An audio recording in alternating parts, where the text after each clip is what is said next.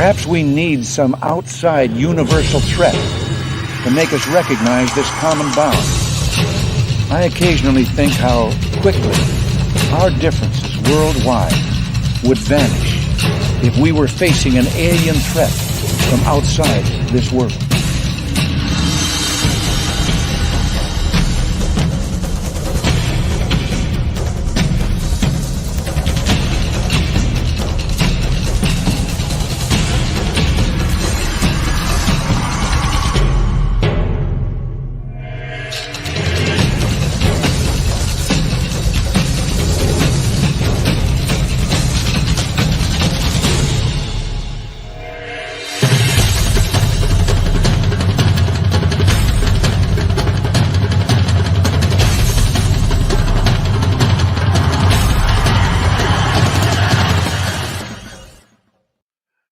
Welcome to Spaced Out Radio. Tonight, my name is Dave Scott. Thank you so much for taking the time to join us. We really do appreciate earning your listening ears wherever you are on this beautiful planet we call Earth. Hello to everyone. Yes, I did accidentally screw up my mustache this morning. Well, actually, it was only about 25, 30 minutes ago, but that's okay. I can rebuild. I will rebuild. But nonetheless, we got a great show for you tonight. UFOs from around the world. Videographers Mark McNabb and Rob Freeman are here. We'll get to you to them just in a few minutes' time here. But first, since it's Monday, let's kick off the roll call, shall we? Race fan in the gold medal position. Grandpa Holland in Australia takes home the silver. The gorgeous Cosmic Fleur with a bronze medal tonight. Peppa H. Jeffrey DeRuin is here all the way from Texas. He will be signing autographs after the show. Line up to the left of the studio. To the left of the studio. Let's move on here as we continue on with our roll call. Where are we? Lee Poping, Nicola, and SJ. Good to see you. Double Tim, thank you so much for kicking off the super chat tonight, man. Really do appreciate your love and support of Spaced Out Radio. Thank you so much, Double Tim. And the super chat is a great way to support what we do on this show on a nightly basis. So thank you so much. Downshift, good to see you. Our veteran Black Dragon is here. The former Marine will be signing autographs after the show as well. Line up to the right of the studio for Black Dragon, to the right of the studio. Eddie Haskell. How you doing, buddy? Nice to see you. Snakes on a UFO. Thanks for joining us. We always appreciate you. And who else do we have here? Well, let's scroll down and see. Nightmare, nice to have you back. And there's the gorgeous, sweetly morbid bear. She is back, large and in charge right there. And thank you so much. Lovely Lynn LeBlanc, nice to have you back. Thank you. And there is Flippity Bippity. How are you, man? Nice to have you here. Awesome Ann Palmer. Nice to see you. Mama Susan, always a pleasure. I hope Edmonton's nice and warm for you right now as we continue on with roll call here. Oh, look at that. Hello, Delectable Dave. There we go. Now we're feeling it. All right, the lovely Canadian girl, Nicole Perron. There she is. Ghost Dragon, how are you? Thanks for joining us. Ron, nice to see you, man. Thank you for coming on in. Chris Holm, good evening to you. Thank you for joining us as we continue on with our roll call. And who is up next? Well, let's see here. Thank you again, Double Tim, for that awesome super chat. Paradox Fossil, Spooky Morales, our nighttime trumpeter. Thank you for joining us. Millennium, good to see you. And Blackbird Immaculate, nice to have you here. Nice to have you live with us. Richard Elmore, good to see you, my friend. Thank you for coming in. Dirty Filth, welcoming all the boils, ghouls, witches, and warlocks. Good to see you, Dirty Filth. And who else do we have here? Let's scroll on down. And there is Major Lee from the UK. Good morning to you. The gorgeous Gloria from Casual Conversations. There she is. Give us a wave. She always waves back, people. Mondak, good to have you here. All the way from Sri Lanka. Kason, nice to have you here, my friend. And Chad Smith is here, everyone. The Chad Smith. You know, I mean, you just can't start a show without Chad Smith. Sensational Sherry, nice to have you here. Gorgeous Princess Luna, Davy Jones Locker, Raven is Ryan, nice to have you all here. And there is the stunning and talented Kira, and she is our number one wrench. Don't tell Fap, though. All right, Ian Herndon, nice to have you here. Lovely Laura Elizabeth, good to see you. And we may run out of time here. Hold on. Phil Minervino, Mr. Lurks a Lot. How are you guys? Thanks for joining us. The gorgeous and stunning Kara McIver from Saskatchewan. She is in the flat earth population right there. All right, continuing on. Ozzy, oi, oi to you. Boom to you, Bama. How are you? John Music. Nice to see you. And let's see, who else do we have here? Lady Nopingham, welcome to SOR. Thank you for joining us. And Paranormal Mountain, thank you for joining us. Don't forget to hit that subscribe button. Jason Hotop, how are you, my friend? And Bielsa Brad, nice to see you. We are definitely running out of time. Brian X, awesome Arlene, National Memorial, nice to see you guys. We got to stop right there because it's time for a show. You know what to do. Horns up. Let's rock with Bumblefoot.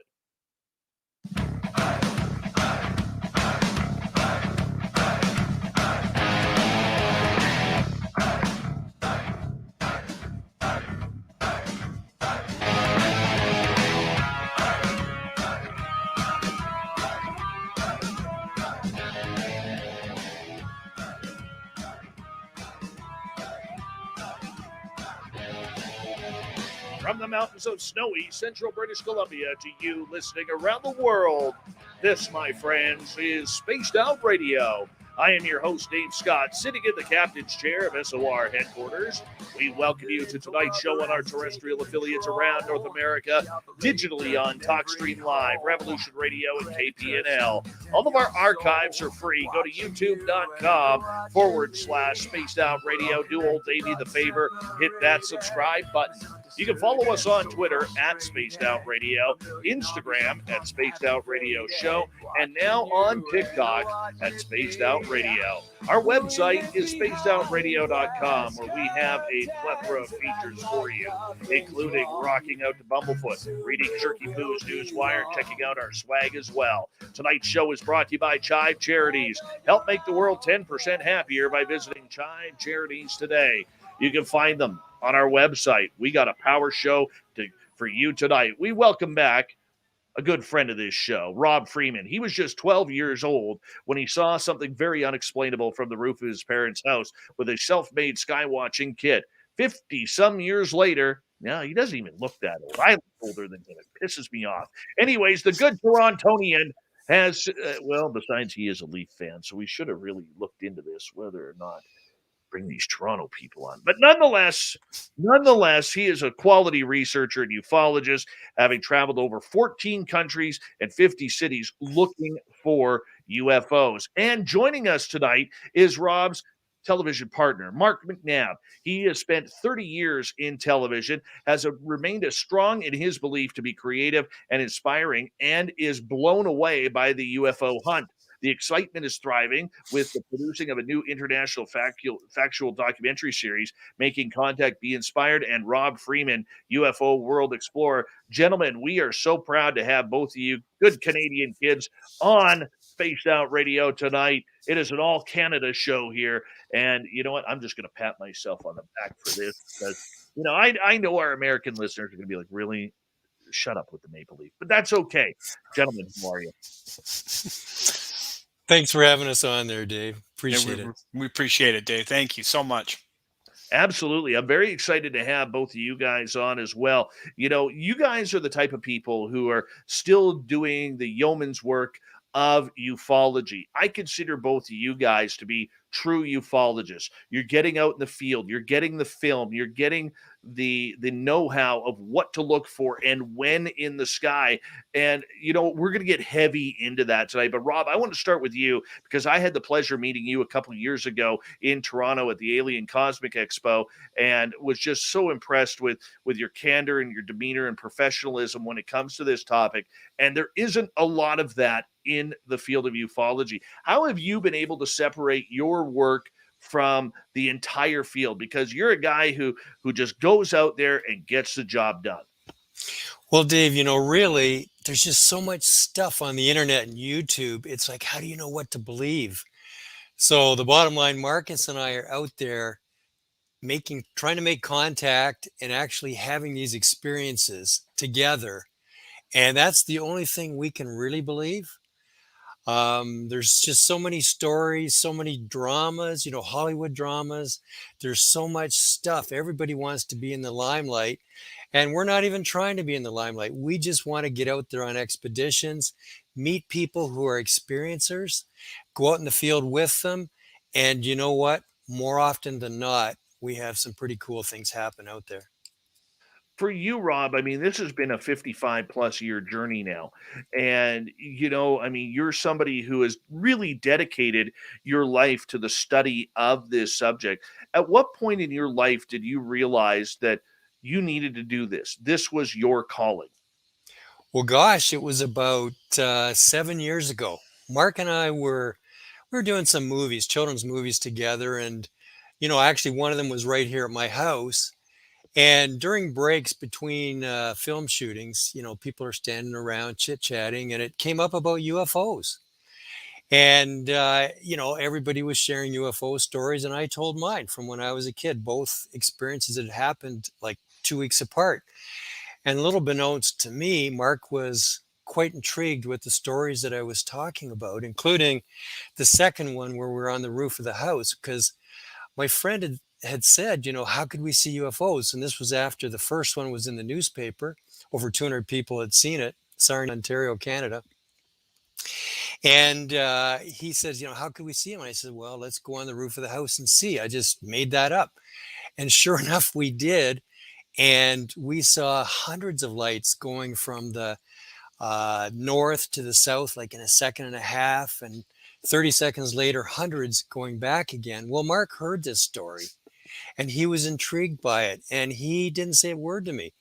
He spent the next, I'm going to say 4 to 6 months researching. And then he came back to me and he said, and we met for dinner. And he says, we're going to go around the world. And I said, what for? And he says, we're gonna meet ETs. We're gonna see craft. We're gonna meet ETs, and you're gonna call them in. And I thought he was crazy. And he said, believe it or not, when you guys, as young boys, went on the roof of the house to see, flying saucers, ETs, and you saw them, he says, you called them in. So he says, we're gonna do the same thing. And gosh, we got on the road and went to Area 51, and we've been to 14 countries since then, and the experiences that we've had they still blow our mind every single time. Now, Mark, let's introduce to you because Rob has been on the show a couple times before, but you're brand new to us. Have you always had an affinity for UFOs? Dave, it's been a really interesting journey for me because, I remember when I was 9 years old, watching Close Encounters of the Third Kind, 1977. So I think what probably resonated the most with me when Rob told me his story was, just that human connection. Like that film had obviously a very strong human connection. Different stories, different experiences from around the world seem to be the center point of that film. And of course it all kind of congregated to the moment where they make contact in that movie, and that really resonated with me.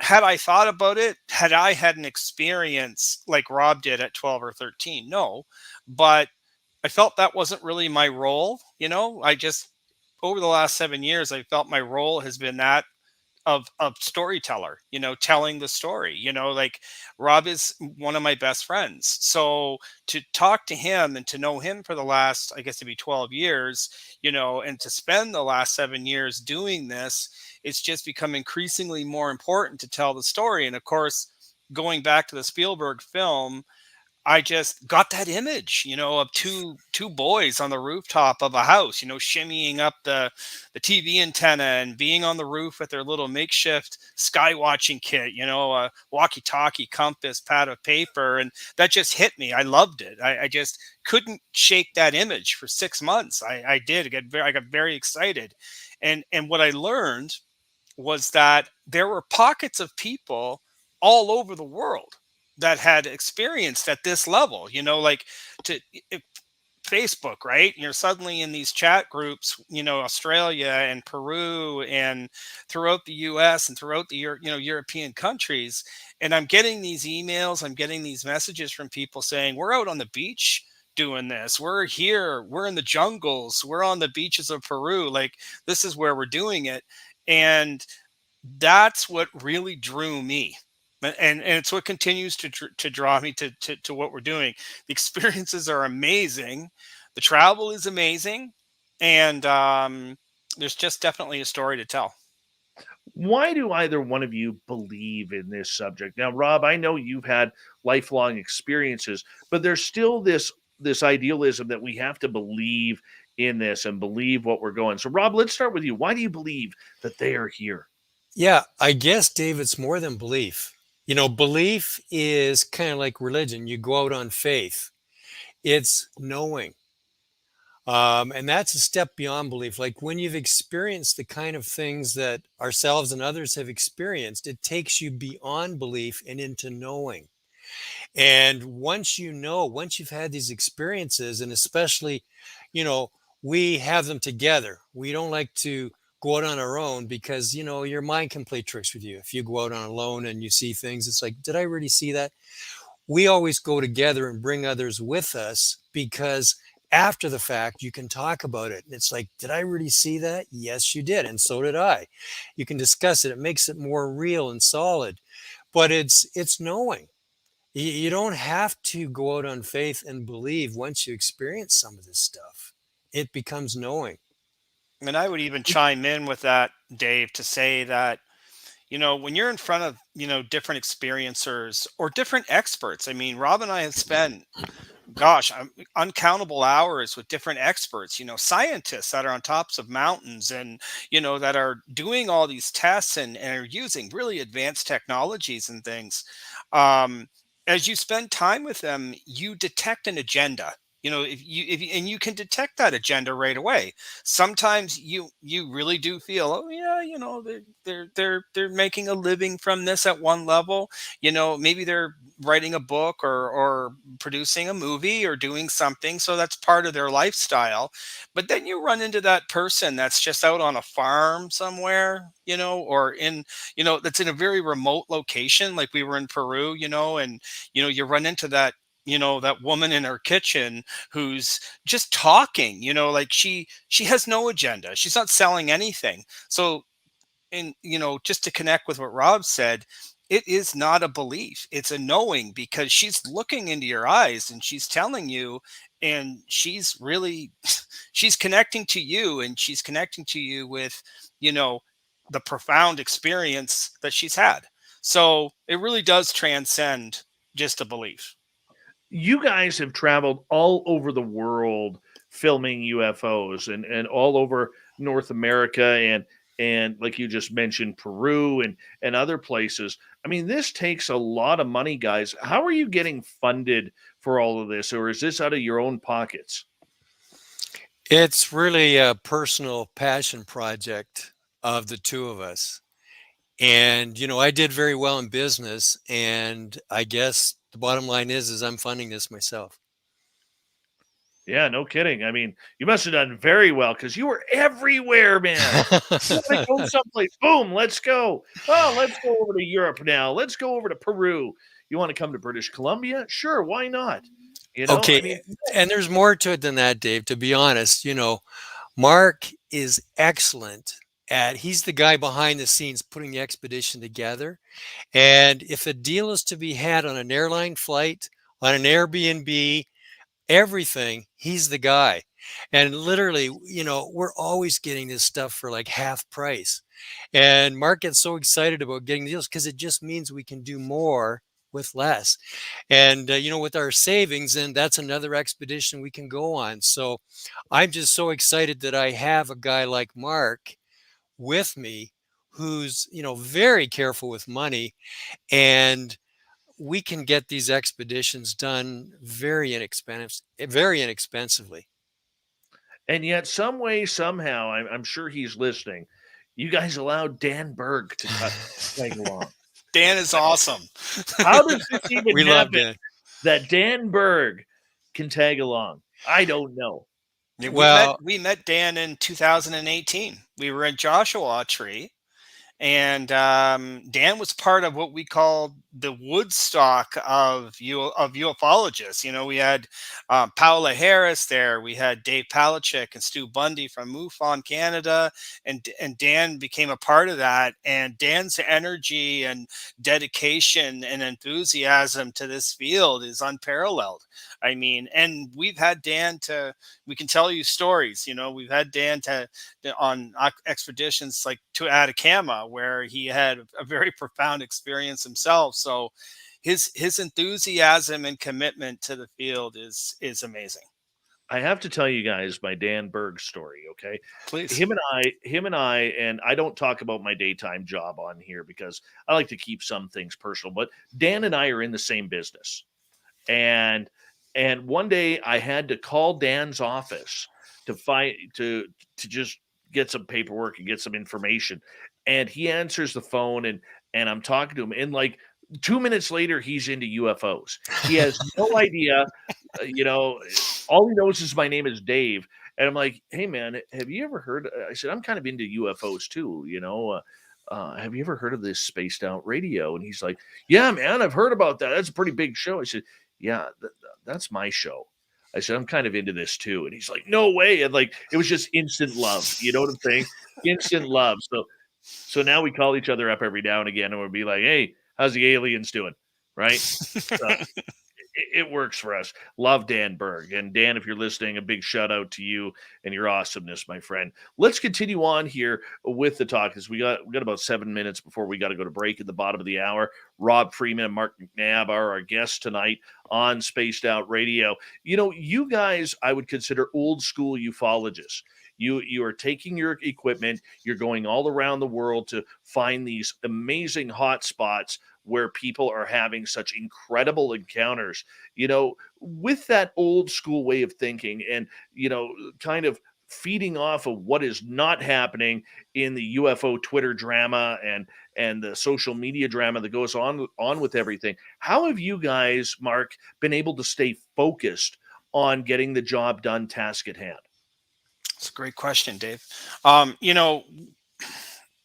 I'll try to connect something that's kind of even happened over the last little while for us. Like, we had the honor of meeting Jacques Vallée, and of course, to talk to Jacques Vallée is to talk about Dr. J. Allen Hynek. And so you talk about, Rob would concur. To me and to Rob, they're like the Mount Rushmore of ufology. In the 60s and 70s, researcher and scientist, that came together. Because it's not just about all the, like Rob mentioned earlier, the hokey drama and the media exploitation, if you will. I use exploitation in a soft way, but that being the hype of it. Like there's they came at it with that professionalism that we have a great respect for.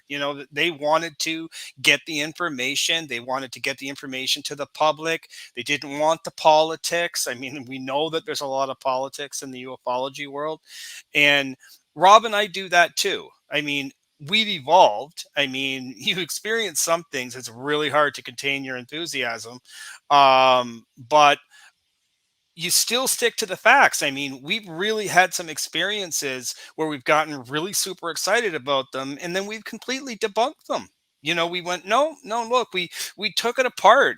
Rob is amazing at that. That is his total, complete, amazing skill set, is to take that all apart. And I don't think that happens as much in the ufology world. You see a light or you see something appear in the sky, but when you spend, I don't know, what are we at, Rob? 3,000 to 5,000 hours of sky watching and being in the field and talking to people, you take apart your own stuff. And I think that, I don't know if this is completely answering your question, Dave, but I think that I think it's important. I know it's important. You have to do that. You have to scrutinize your own work. You have to research. You have to apply the science. And of course you have an emotional investment, but you also understand you have a responsibility, and that responsibility means really bringing everybody the facts and bringing people the information. Well, and can I jump in here, Dave? Yeah, Case please. in point, just 2 or 3 days ago on one of the Facebook feeds, there was a photo. It was taken above McDonald's, and there's a bright street light, and then up in the sky is this blue something. Well, everybody was getting all worked up about it, and I thought, I don't normally jump in too much, but I got to say something here. And from an optics point of view and a scientific point of view, typically with these camera phones, these phone cameras that we have, the lenses are not great, and you get these lens flares. And there's a very simple way to tell if what you're getting in the sky is a lens flare. I mean, first of all, you look for the bright light source, you draw a line straight through the middle of the frame, and if you see a flare or you see an object on the other side of the middle, the exact same distance, it's a lens flare. And it happens every time. And I actually did a video. I went to a bright light in my ceiling and I actually made a UFO. Now, what people will do is they'll do a video where they actually have a bright light and they move it around and get this blue thing to move in the sky, but then they will cut out the bright light source. And it just drives everybody wild. There's this authentic UFO. Well, do we want to get to the truth or not? Like, why are they posting this stuff? Is it just to get attention? Like, we don't want the attention. We want to get to the truth. So, and the truth is, 95% plus or minus of everything that's posted is explainable. We're not interested in that. We're interested in that, the cream of the crop, that 5%. Now, as Mark said, we've spent thousands of hours in the field, and it is more rare to get really legitimate stuff. But when you look at YouTube, you'd think that people are seeing UFOs by the minute out there. The truth is most of it's, it's optics in the camera or it's something explainable. And, people take big offense that they think that I don't believe. Well, of course I believe, but I want to get to the truth. And it gets under my skin when I see people pushing off stuff that I know with their thousands of hours out in the field, I know is a camera aberration, or it's an effect of the camera. I mean, we could do a whole show on this, but I've gotten kind of carried away now. I lost the original point. That's okay, and that's very fair. But I think your words actually ring true on everything. Is a lot of people don't know what a UFO is. Correct. Is it an unidentified flying object? I mean, to some people out there, they've never seen the space station before. They've never seen Venus. I mean, like tonight, if anybody took the chance to actually go out earlier this evening to look at the thumbnail of the moon with Venus bright as ever right above it, and then draw a diagonal line to Saturn and then up to Jupiter, most people couldn't even tell you that those are planets. They'll say, well, they look like they're moving, they're shimmering, and we may have something. Most people have never seen the International Space Station, or now with Starlink out there. I mean, I don't know how many reports I've seen even locally come in here about I saw a group of satellites, and you hate to break people's hearts by saying, look, that's Elon Musk technology. That's not alien. But people, they want to believe, Rob. We got about 30 seconds. Sure. And I was going to say, right at the beginning, we were the same way. Everything we saw was a UFO, but, we did get egg on our face. The more advanced people shut us down. So we vowed that, hey, we're going to kill our own babies. Anything that's not legitimate, we're not going to promote it. We're not afraid to do that. We used to be emotionally involved with this, but not anymore. If it's not real, we don't want it posted. Well, I mean, that is the big thing, though. And the problem that you guys have being realists in this field is clickbait means everything these days. Clickbait and video count. That's where the money is. And it's unfortunate that ufology has gone that way, but here we are. Rob Freeman and Mark McNabb on Spaced Out Radio, World UFOs. Where's the hot spots? Where are they going with all this? We'll find out when we come back on the mighty SOR with Rob Freeman and Mark McNabb. Stick around. Spaced Out Radio continues right after this.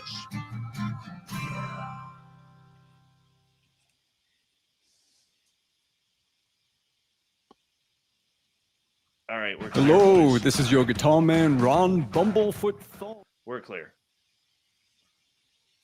That's good stuff. Very good stuff. And Well, you hello to know, once you get it started, there's no stopping, Dave. just go, man. Just go. Hey, everybody in the chat room, Merle it up because our man Merle is here. There he is. Merle. Now, Merle's kind of funny. He's probably, in my opinion, one of the top 2 or 3 paranormal investigators in Canada. And we do a monthly show called Ghosts of the Great White North. And he's afraid to believe in UFOs. Afraid to believe it. But him and his girlfriend were down in Oregon about to do a ghost hunt a couple of years ago. And they look up and there's a black triangle right above them. Yeah. He doesn't like admitting that one, but he's starting to warm up to the cause. You know, it's pretty hard. Once you see something that's not explainable, Dave, you're bitten by the bug. Oh yeah, You really are. Oh yeah, absolutely. I haven't had any good experiences for a while. It's been a while, and I just don't know why I'm dry now. It's like they're done with me for a little bit here. They're giving me a break. Well, you got to get out there in the field with another experiencer. Get the energy going. You know, draw them in. Do it. Yeah. Well, the problem is now we're all huddling in for winter up here. Ah, You know, we got the igloos all set up. You know, the dog team ready to take us to town in case we need some supplies. You know how it is. Oh yeah, you're in the city there. You're in the city there.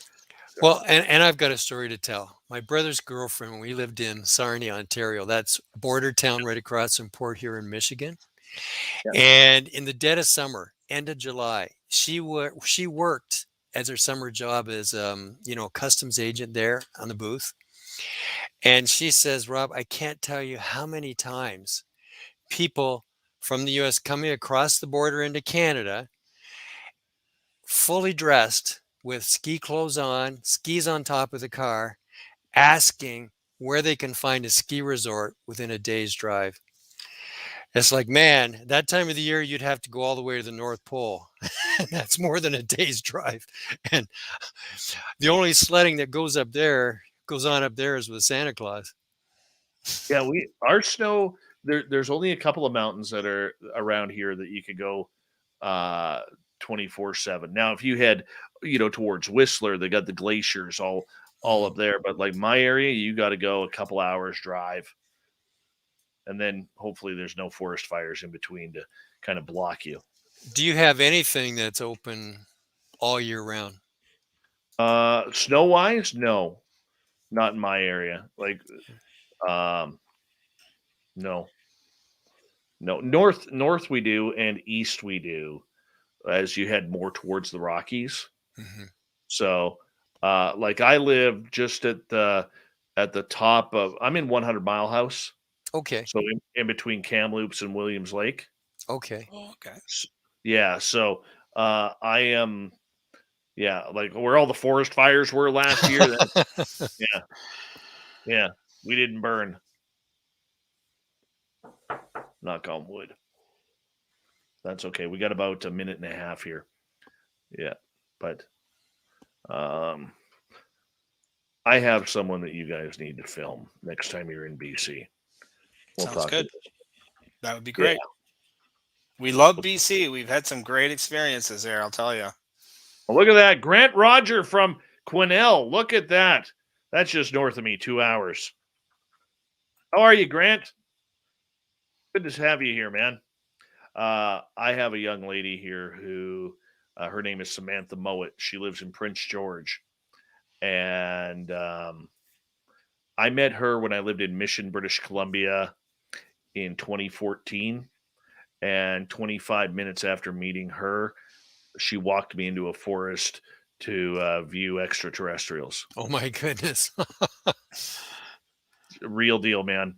Real friggin' deal. That is, as I like to call her, I call her the best kept secret in ufology. So, Well, you got to go out in the field with her again there, Dave. oh God, I've spent a lot of time with her looking. We haven't. She moved north, and then I moved north, and we haven't been able to get together. But hold on, gents. Thank you, Ghost Dragon and Tim, for the amazing super chats. We're going to kick off the second half hour right now, everyone.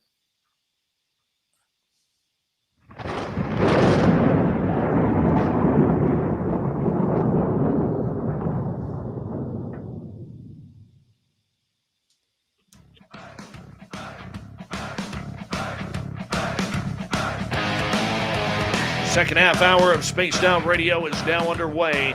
My name is Dave Scott. Thank you so much for taking the time to join us. I want to remind you that if you miss portions of this show or others, check out our free archives by going to youtube.com/Spaced Out Radio. Do old Davey the favor, hit that subscribe button. Our website is spacedoutradio.com. We have a plethora of features for you. Rock out to Bumblefoot, read Shirky Poo's Newswire, check out our swag as well. Follow us on Twitter at Spaced Out Radio, Instagram at Spaced Out Radio Show, and now on TikTok at Spaced Out Radio. Ufology 101, pretty much what it is. We're getting schooled tonight in a good way. Mark McNabb and Rob Freeman are here, UFO world explorers they are. If there's a hot spot around the world, they're going to go try and find it. Gentlemen, thank you so much for joining us. Great to be here, Dave. Once again, thanks for having us on, Dave. All right, gentlemen, what makes a UFO hotspot? Rob, let's start with you. Well, we have found it's two things. There's the actual geography and there's the person. And, in terms of where we're going to go, we kind of look at the product or the sum of the two. And if you can go to a spot that's had known sightings, plus you go with somebody who is seeing things, and there's a good chance you're going to have an experience. It seems to be a product or a sum of the two things together. It's not just one, it's not just the other. It seems to be both combined. That's what we found. Yeah, I would add into that too, just to add to what Rob said. It's like some hotspots have like a history of it, and again, like with the traits of geography and people, we've been to some parts of the world, like Peru, where it's like, literally dating to the start of civilization. So you're going to very remote areas, very remote areas, and very off grid, very off road, which seems to be conducive as well. We just came back from Death Valley, and we had some interesting experiences in both. Actually, we were in Munns Park, Arizona, and then we crossed over to Death Valley.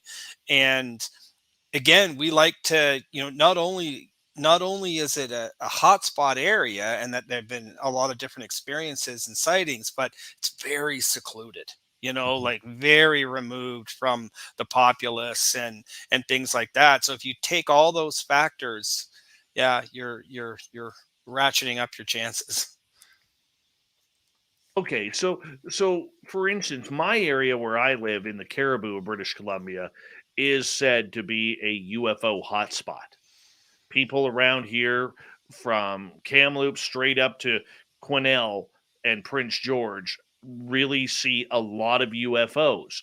I was just talking to a gentleman today who was telling me stories of when he was working on the fire lines in 2017 by what we call Green Lake, that on the one side, on the south, you had all the fires raging north.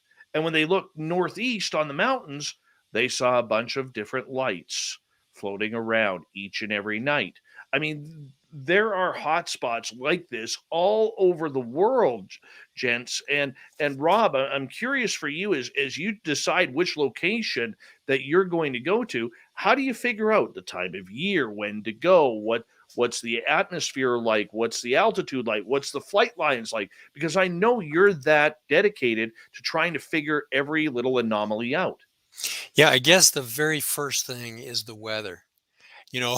With all this equipment, we've done it in the past where we've had snow landing on the equipment. We want to be with warm nights, dry nights where there's clear skies. So we try to pick these hot spots that exist in those places. Um, if you set up an expedition for a week, but it's in maybe Ontario, Canada, where we live, and it's in the fall, there's a good chance you're going to get rained out. For example, just this past fall, Mark, I think we rebooked Mhm. Eastern Lake Ontario. There's a hot spot, and the lady of the Airbnb was very gracious, and she extended us for a different time. But I think we extended it twice, and then each time there was rain coming in. So, will you see something? You might, but we're not going to be able to take the equipment out.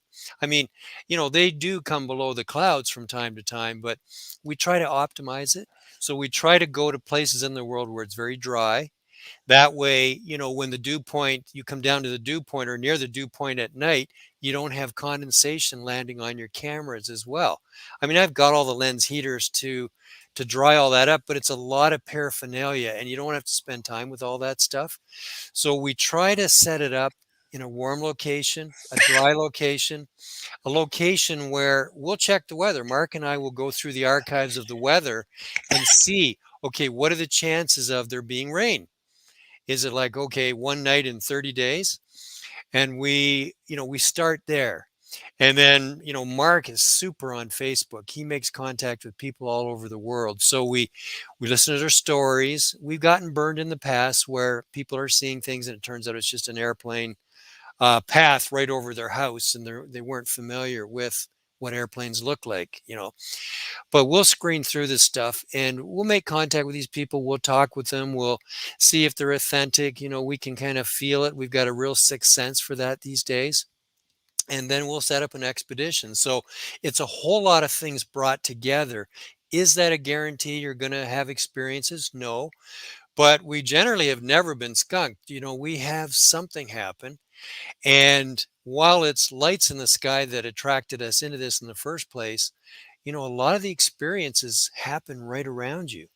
Like Mark, just mentioned about Munns Park in Arizona. And we were there just a couple weeks ago as part of a 2-week trip.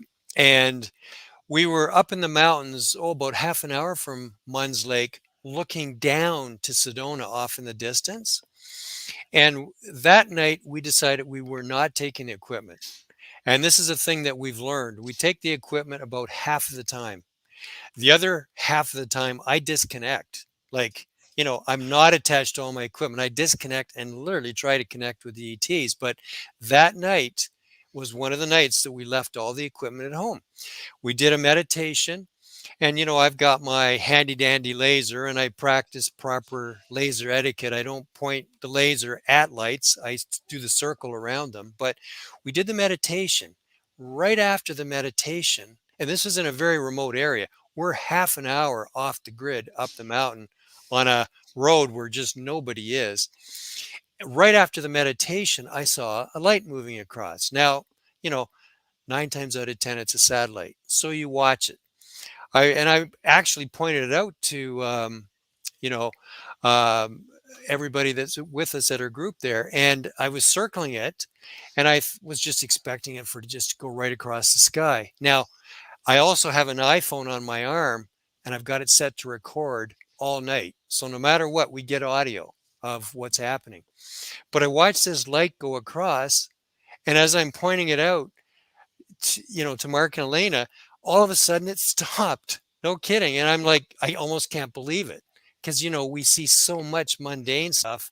You're kind of expecting it to just go straight across. It stopped. And I told them, I said, look, it stopped. And I'm circling it. I had been sending texts. We had taken some beautiful pictures up there when it was sunny with the sun setting and the clouds and so on. And I was sending pictures to my partner. Well, there was full network up there. There was AT&T and T-Mobile, 2 and 3 bars and more. So the pictures were going through no problem. The second this, whatever it was in the sky, stopped, okay, and I watched it and I continued to try to send pictures home. Nothing would go through. I look at my phone, no service. I tried T-Mobile, by default, my phone goes to AT&T Mobile in the States. And if AT&T T-Mobile isn't there, it goes to T-Mobile. Both of them network down, out of service. And it's like, what the heck? And so what I'm getting at is it's not just in the sky. You'll get things happening around you. And we thought, what's with this? The whole service has gone down in the area on both networks. Through the entire evening, the network was down.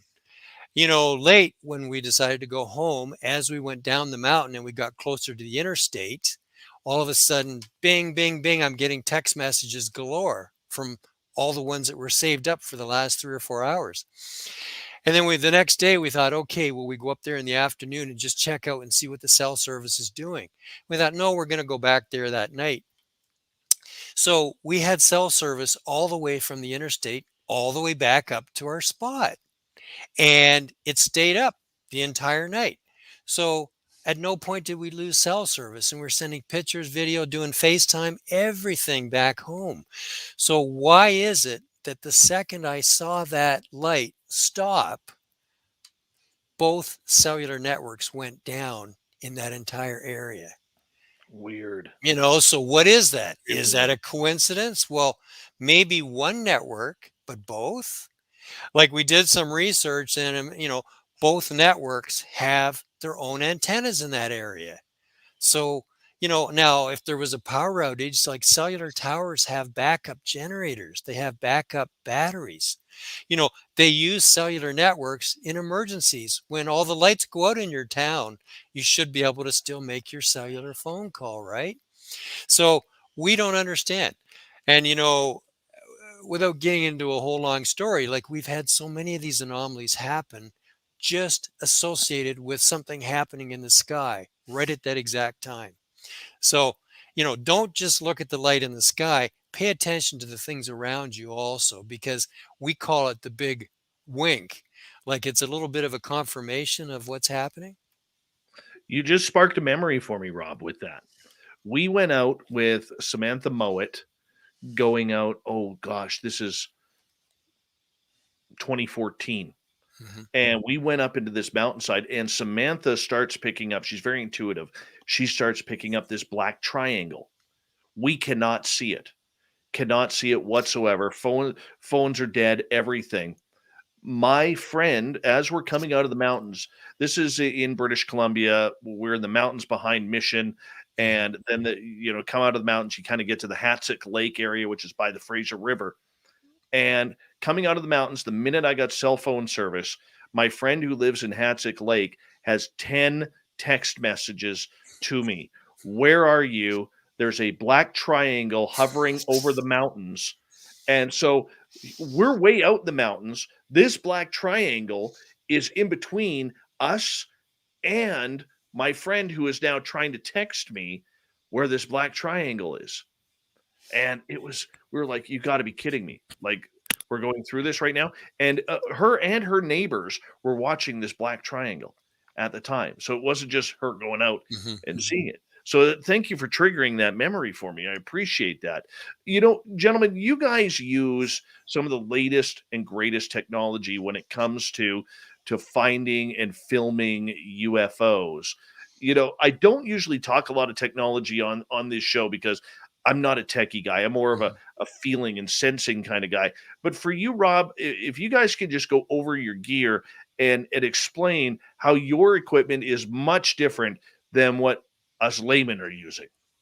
Okay, so to start with, if I move my head out of the way, that one right, gosh, everything's backwards here. That one right there, that's a thermal camera, and that's military grade thermal. That camera alone is $50,000, and with a quartz lens, and it's zoom camera, and it picks up using heat. So we have picked up a craft that we can't see with our visible cameras, but that camera has picked it up, like over the Irish Sea. We picked up one, for example. So that's thermal. I've got the standard infrared, both wide angle and zoom. It's the green style night vision infrared. Okay, a thermal would be considered far infrared. It's into the heat spectrum, so it's just picking up heat. Whereas near infrared is light, but just into the infrared band. And then I've got full spectrum, both wide angle for spotting and zoom video, full spectrum. And then there's regular visible video, both zoom and wide angle. And then I'll do time lapse with infrared and visible. And I just recently picked up a circular polarizing filter for some of the cameras. I heard from Ron Ulch. He's just finished building me a system. We did a video on him as well. And Mark, what's the name of his? UDAP. Yeah. And he's built us a full system for triangulating. So there's like 200 or 300 feet of cable between two sets of cameras. And these are different cameras from what I already have. And so it's kind of like your eyes, stereo. You can, perceive distance, at least up close, because your eyes are a little bit apart. And so to perceive where a craft is in the sky, how close it is, if you take cameras and move them far apart, then you can triangulate where it is. And so that equipment also scans all the frequencies so many times a second. And it scans them on both, both setups. There's full tripod assemblies with cameras and radio equipment. I've already started receiving some of it. It's the rest of it's on its way, and we hope to use that on expeditions. And I'll actually set that up right at my place here where I live out in the country.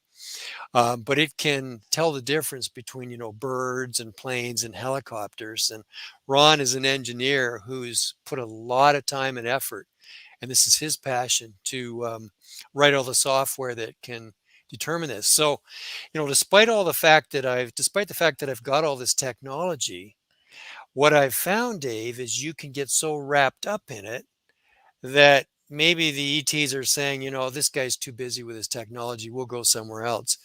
We have found that when I put it all away, that's when the stuff starts happening. That was really hard to take for me at the beginning. Pardon me. It's like, I've got this passion with all this technology, and I've got the latest and greatest. I've even got digital radar.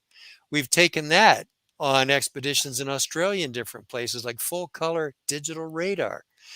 But the truth is I've had to learn and get used to the idea that it's kind of like, you get pulled over by the cops and the officer is like, step away from the vehicle, sir. I've had to learn to sort of step away from my equipment and drop that connection. And I can do it in a heartbeat now. I couldn't used to do that. Didn't used to do that in the past, and Mark can attest to that. But these days we will spend half our time with the full complement of equipment. Then the other half of the time, leave everything at home, literally go there with your hearts and try to connect with these beings. And, that we did in Australia, for example. Ufology over the last 4 years has become a very political game, and we'll continue that conversation a little bit later in the show. But how it affects you guys is, you guys, like I said earlier, are you old school ufologists doing the down and dirty work to try and get those credible videos of these incredible craft in the sky wherever they are coming from. Okay, but I'm curious for you guys, is there still a place for what you guys are doing, considering that all of the attention has really been turned to what the government, especially the United States, knows about UFOs, and trying to get them to open up about what they know of the phenomena? Is there room for old school ufology still? Absolutely. Absolutely. In fact, we ourselves have interviewed, especially with the pandemic and not being able to get out there as much. So we actually started interviewing various different people ourselves, including Grant Cameron and Richard Dolan and so on. And we kind of asked the same question to them. And their response was, we love the fact that you guys are out there in the field. Because a lot of people that do interviews, they spend all their time, behind a desk in front of a camera. They don't get out there. So they really want us to get out there, mix with the people, get the current stories, get the current happenings that are happening right now. There's so much history, and that's great. Everybody can talk about that. But it's kind of like, what is happening right now, guys? And yes, there's the stuff that's been released, but a lot of that's old. We're trying our best to capture things that are happening right now, Dave. So it's it is meaningful. It is useful. Um, I wouldn't have it any other way. I want to get out there and try to capture what's happening right now, to be relevant. There's lots of information about the past, but people really have an appetite for knowing what is happening right now out there. It's an interesting paradigm too, Dave, because you know we kind of got dropped into this like in the last 7 years. So the people that we've spoken to and been educated through, like like Paula Harris, Erling Strand, like Grant Cameron, Richard Dolan. Like there's a big list. Ricardo Gonzalez, Sixto Rich Pasdell, Hoffman, Rich Hoffman. Rich is incredible. 55 plus years of his mind and his intelligence when it comes to this field. He goes all the way back to Project Blue Book. So we get this whole dynamic, and it's interesting. It's a really interesting dynamic because ufology has been considered like fringe science, pseudoscience, really. And then you have this major disclosure happen, like a level of disclosure. I mean, disclosure is a funny word, right? Because of the way people take that word. But then you have these people who have been kind of not laughed at, but not taken seriously. They're doing their thing, and they're kind of maybe just doing the best they can. And some at the underground level, and some above the level. But suddenly they're put out front, and so it's interesting for us because we're trying to get the data, like Rob said. We're trying to get present day data and apply it. But yet you've got this divisiveness. You've got these two different camps. You've got the governments of the world saying, do we put money into this program and that program? Is it for defense measures, like you had mentioned at one point, Dave, about Lou Elizondo? We've spoken with Lou Elizondo. We had a lunch with Lou Elizondo 3 or 4 years ago. And you get these perceptions of what it all means and the direction it's all going. So it's a pretty fascinating time right now, that's for sure. Well, and that's the big thing about it, guys, is the relevancy of everything because, it's easy to sit outside and look for things in the skies. But the one thing I like about what you guys are doing is you're releasing it. You're not holding on to it. You're not hoarding that information, which we see a lot of, especially in the paranormal encrypted world, or you're not making CGI videos on popular YouTube channels or anything like that. I'm thinking one in particular where the guy comes and goes. But I mean, you keep it going, you keep it moving, and you've got the technology to back you behind it. I mean, as we got about 45 seconds here, Rob, how important is it to keep that momentum going? Because if you're summoning in these craft, there's a lot more going on than just filming UFOs. Well, yeah, and we learned very early in the game, whatever you get out there. Don't hold on to it, because there's a possibility if you keep it secret, you're going to get a visit from somebody who's going to ask you to keep it secret and not release it when you want to release it. We've got personal conversations with people that have had visits who've been told they're not allowed to release stuff. So immediately when we have something, we release it. Well, that is awesome. And gentlemen, when we come back from the break, I know there's a bunch of audience questions already in our chat rooms ready for you guys tonight. And also, I want to get into the UFO summoning kind of things because there's a lot of people, Rob and Mark, in ufology who say this summoning is a bunch of crap. It's a load of hogwash, but yet you're getting proof, real hardcore proof that summoning works. Summoning UFOs, Rob Freeman, Mark McNabb. They're both out of the beautiful province of Ontario. UFOs around the world. We're talking about where they're investigating, how they're investigating, why. And later on in the show, we'll get into why these Canadians think the Canadian government needs to speak up as well. Hour 2 of Spaced Out Radio next.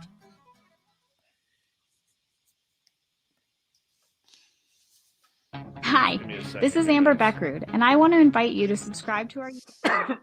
Excuse me. All right, we're clear. That was a great segment, guys. Great segment. Thank Like you, I Dave. say, you get us going and we'll never Yeah. stop, Dave. No, man. This is too fun for us. We love it. I'm having a blast tonight, gentlemen. Having a blast tonight. And this is good. Good fun. Hi, Steve Franchise and Kevin. How you guys doing? Thanks for joining us. We're at 161 live on YouTube right now. It's kind of cool. Excellent. And, we just talked about it while we were in Death Valley and Sedona and stuff. We're going to write a book because, well, we put everything out on YouTube, but recently I've had people ask me, well, do you publish? Do you have all your experiences and everything that's happened like in one place? And, that's good. For that reason, it's time to write a book. So we have hundreds and hundreds, thousands of pictures from all over the world, and what are we up to? 40 stories. Like we have 40 things that we can back up with pictures and video and all kinds of things. But for a book, it'll be amazing. How have you guys not been picked up by Canadian television? We've been asked. We're on Tubi. We should say that, Dave, right away. I don't care about the Tubi or anything like that. I'm saying, there's a lot of bullshit on Canadian channels that we don't need to see. You guys are doing proper work here across the country. I'm surprised you guys haven't been picked up. I guess we almost were, Yeah. but the channel, the series that wanted us to work with them, wanted us to move it into the drama category and the fear factor, and we actually walked away from that deal, Dave. We did. Yeah. I don't blame you for that. Because we're not experiencing that. We're not experiencing. We're not going to sell out. Like we didn't want to sell out our. My buddy Jonathan Davies from the UK. He's a big fan of yours. I think you know him, Rob. Mm-hmm. He wants to get in touch with you guys about going on his show as well. Sure, absolutely, happy to. Yeah, and. John, if you need, I'll get my team to pass on their emails for you. Yeah, John's a good friend of this show. Now, that dude is weird. I love him. And I say that in the most complimentary way, man. I was going to say, that's a good introduction. Dude is weird in a very good way. He's like you, Rob. We just want to get to the bottom of this ourselves. In a way, it's a little bit selfish. We truly want to experience this way ourselves, and we're happy to and will share everything we experience with everybody. 100%. Yeah. Jonathan was actually just on this show a couple of times last week. So I really respect his opinion. You'll have a very intellectual conversation with him. That's for sure. We look forward to it. Yeah, that'd be great. Thank you, Dave. No problem. I freaked all my listeners out tonight because I butchered my mustache tonight. I'm reading the comments. It's amazing. I've never seen so much activity. Oh. Yeah, you butcher your mustache and all of a sudden all hell breaks loose in the chat room. Yeah, everyone's like, the beard. I know it hurts right there. It hurts. But the good thing with it can grow back just like hair, right? I know. Yep, that's right. That's right. But it's the first time I've seen my chin in probably 3 years. Terrible. Ugly as sin. So I have a face for radio, guys. So you're going to grow it back or what, Dave? What are you going to do? Yeah. I don't know. We'll figure something up.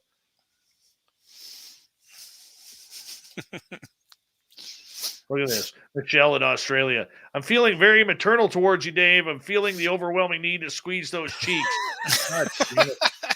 That's a great comment.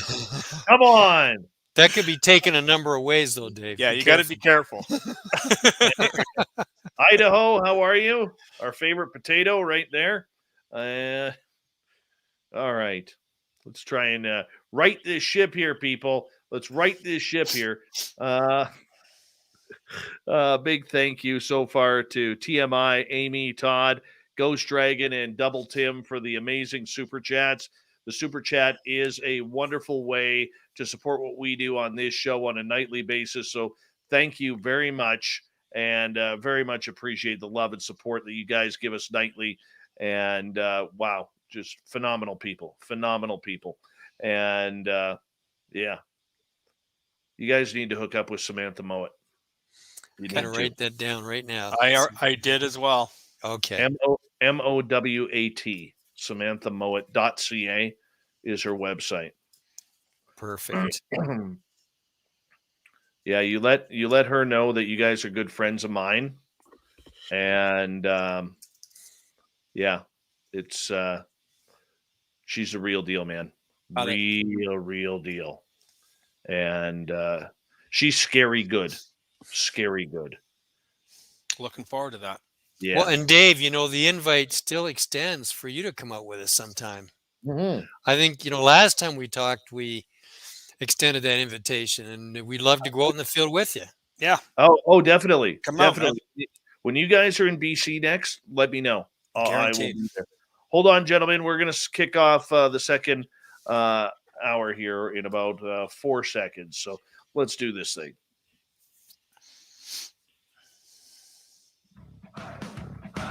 You're listening to Spaced Out Radio with Dave Scott. Follow Dave on Twitter at Spaced Out Radio and on Facebook, Spaced Out Radio Show. Hour number 2 of Spaced Out Radio is now underway. My name is Dave Scott. Thank you so much for taking the time to join us. We really do appreciate earning your listening ears wherever you are on this beautiful planet we call Earth. Hello to everyone listening in on our terrestrial affiliates around North America, digitally on TalkStream Live, Revolution Radio, and KPNL. All of our archives are free. Go to youtube.com/Spaced Out Radio. Just do old Davey the favor, hit that subscribe button. The Desert Clam has set the password for tonight in the SOR Space Travelers Club. Vehiculation. Vehiculation is your password. Use it wisely, space travelers, as the Clam sets the password each and every night right here on Spaced Out Radio. Our website is spacedoutradio.com. We have a plethora of features for you. Rock out to Bumblefoot, read Shirky Poo's Newswire. Check out our swag as well. Follow us on Twitter at Spaced Out Radio, Instagram at Spaced Out Radio Show, and now on TikTok at Spaced Out Radio. We continue on tonight with UFO talk from around the world. A couple of good Canadian kids who are chasing down UFOs. Mark McNabb, Rob Freeman. Gentlemen, thank you so much for joining us. And I know we're going to have a bunch of audience questions coming up here momentarily. But Rob, you are someone who is very much into something that is very controversial in the UFO world. There are not a lot of people outside of maybe some very dignified scientists who believe that people have the ability to summon UFOs. Yet you seem to be able to get this feeling that all of a sudden they're going to show up. You put your cameras up, you get ready. Next thing you know, you're getting action left, right, and center. How does this work for you? Well, I'll go to our Squamish Orb, for example. We were in BC with Charles Lamrew. He invited us out, and he's a great guy. We spent time, and we were set up in Vancouver and so on. And the very last night, it was going to be raining, and, we don't want to kind of do nothing. So we asked him where we could go, and he says, well, maybe if you go up to the Squamish area, Britannia Beach or whatever, north of Vancouver. And we invited him to come along, and he thought, well, maybe he'll just chill out at home because it was raining in the Vancouver area. We went up to Britannia Beach, and we checked in with some people there. There was a gift shop. We actually asked the ladies, do you see anything? We didn't get a great feeling about Britannia Beach. It just didn't grab us. And she says, go a few more miles north to Squamish, BC. And at Squamish, BC, there's this big monolith type rock. And I don't know if it's granite or quartz, but it's very ancient rock. It's really kind of, with the indigenous people, it's kind of a special rock. They call it the Chief. And when we pulled into the Squamish area, we all four of us, there was Mark, Liz, what was the other lady that was with us? Breslin. Breslin, and myself. We all had this feeling that we were going to experience something or see something. So it's like, where do we set up? We kind of went through town. We were looking for spots, all in view of this big monolith rock. Just wasn't happening. So we kind of went away from the town into some lumbering roads and lumber roads. We came across this one opening that had a beautiful view of the Squamish Chief. And we said, this is it right here. We're going to see something right here. We could all feel it. Breslin went and did a meditation. Marcus and Liz were set up in the back of the vehicle with the door open. I had my equipment set up. And I believe it was 10:59. And I didn't have all my cameras running. They were on, but they weren't running. They weren't recording. And all of a sudden, Breslin said, I see a light. And I turned. I'd been talking to Mark, so I turned to my cameras. It's like, which one do I hit? Which one do I put on record? Because I could see this light. It was a big yellowy light moving. And I thought, gosh, I got to hit something because it's going to go into the woods in a few seconds. So I just reached for my green night vision zoom camera, and I managed to train the camera on the orb. And I got about 8 or 10 seconds of it before it went into the woods. But the interesting part about it was, it lit up the woods behind it and it lit up the woods in front of it. And it's like, man, that's not an airplane. There was no sound at all. There were no helicopter blade sounds. We knew that the ISS had gone through earlier, but we couldn't see it because the level of the mountain, it would have been behind the mountain. It wasn't a satellite. It wasn't the ISS. It wasn't anything. And we got on the phone to Charles and we said, you're not going to believe this, but we just captured something. And, he could have had the opportunity to be with us. So he was kind of a little bit down on that one, but he helped us. He worked with us to debunk the fact that it wasn't the ISS. He, went on all the known, like all the planes that were in the sky. He went on different websites and checked all that out. And he says, I think this might be legitimate. So, we were quite excited about that. And we got in touch with Dave Palachuk from MUFON, and he ran with it. We actually called the local paper, let them know what we'd seen. They did a great article on it. And Dave came back and he said, it's an orb. It's unknown. It's not any of the known things. And then we actually went back ourselves 2 or 3 months later, Mark. Yeah, would have been. And because we didn't really even want to believe that it was legitimate. We went back, thinking maybe it was the ISS. And so we went back to the exact spot. We did video on exactly where the ISS would have been that night. And, it was behind the mountain and it was like 15 minutes earlier, something like that. We did a whole nother expedition just to try to debunk the Squamish orb, and it wasn't debunkable. So, but the bottom line is we felt it in our gut that we were going to see something that night, and we did. And so, it doesn't always work, but a lot of times, you can feel it that we're going to have an experience. We had another experience in Australia. I won't get into it right now, but I knew we were going to have something happen there. And even the rest of the group that was with us that we met, they were all talking behind my back. They said, Rob's going to experience something. And sure enough, it was me that experienced it. So, does it always happen? No. Can you summon things in? We believe that you can on occasion. And it's really making the connection. We did it in Peru too, where we got the Cusco craft. And I think I have it on my phone right here to show you. I think I've shown you this in the past, have I, Dave? I believe you have. I believe I have seen it. And even while Rob's showing that, I'll because that's an excellent example, Dave. Like, I'll quickly add in, like, we had 2 instances over the 7 years, 2 major experiences. Tail end of 2016, we got the opportunity to meet one-on-one Sixto Paz Wells. Now, Sixto Paz Wells isn't commonly known in North America. He's extremely known in the South American, sector. He has had, our goal is to make contact. So what it does for me and it does for Rob ultimately is you start to research who else has experienced this? Who has actually made contact? Not lights in the sky, not UFOs, not that kind of thing, but who has actually claimed to have made contact with a being? So that got us on the phone with Sixto Paz Wells, and in an incredible series of synchronistic events, it put us in the backyard of that man. Why he took that interview was like a miracle unto itself, because he invited us into his home. We got to do an interview with him where he educated us in an extreme way, like an extreme level of education. Like, you need to he's been doing it for 40 years. He's meditating out in the Chilca Desert. He's meditating 2, 3, 4 hours a day, and he's bringing that information to us. And he's saying, look, there's a lot to be said about consciousness. Whether or not you believe it or know it is up to you.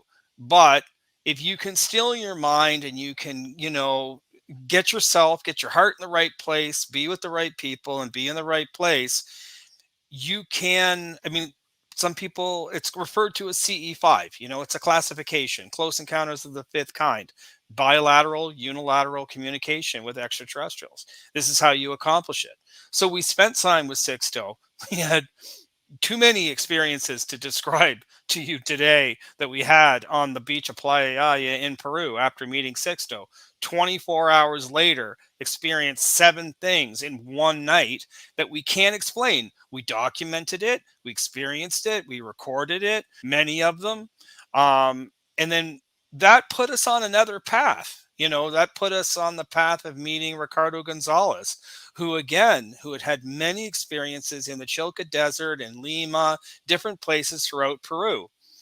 It excites us because it's a whole part of our journey over the last 7 years. And I'll end it with just this little piece: is the perception of contact and the perception of experiences in South America is completely different than in North America.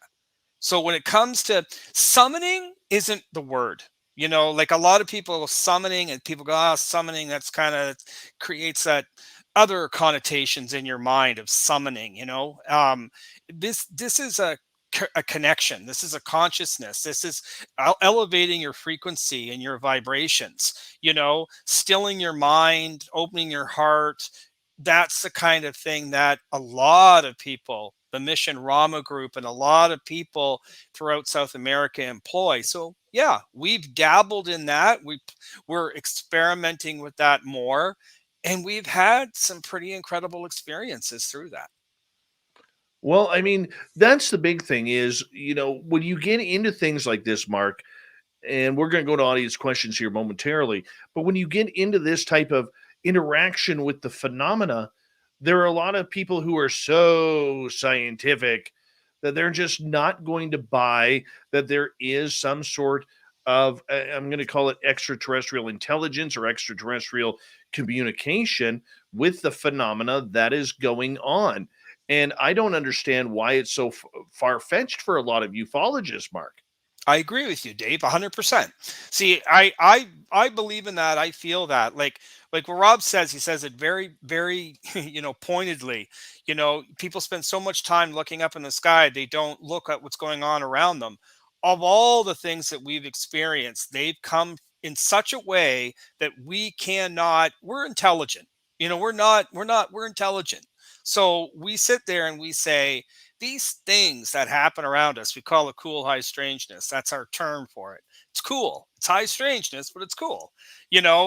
We can't deny that this is a form of communication. If they want to communicate with us, what's the best way for them to communicate with us at some level? They might play with our technology. They might create a synchronicity. The funniest thing we always talk about was how we went to Australia.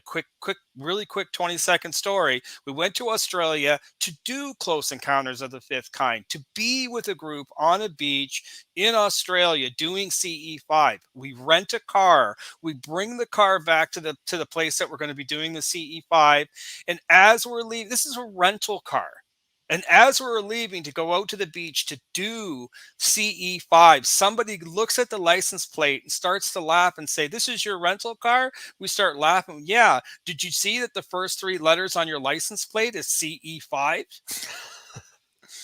And so and that's not happened just once. That's happened a few times where we looked at the license plate and said, "It's CE5. That's why we're here." That's funny, right? I mean, there's a level of humor attached to that, but there's also a level of what an interesting way to communicate with people. Like, if you want to communicate with us humans, what a better way to communicate, to tell you, to give you a little wink and to tell you you're on the right road, than to give you a visual representation that would be a form of communication. This is our hypotheses. This isn't something that we talk about all the time, but we've talked to people that have talked to us about men in black, and we have literally parked our car in front of a car on the same day within the same hour, and the license plate in front of us says MIB. And I filmed this stuff, man. Like, I'm filming this. Like, as a producer, I'm not making this up. This is stuff that happens in the moment. So you sit there and say, that's communication.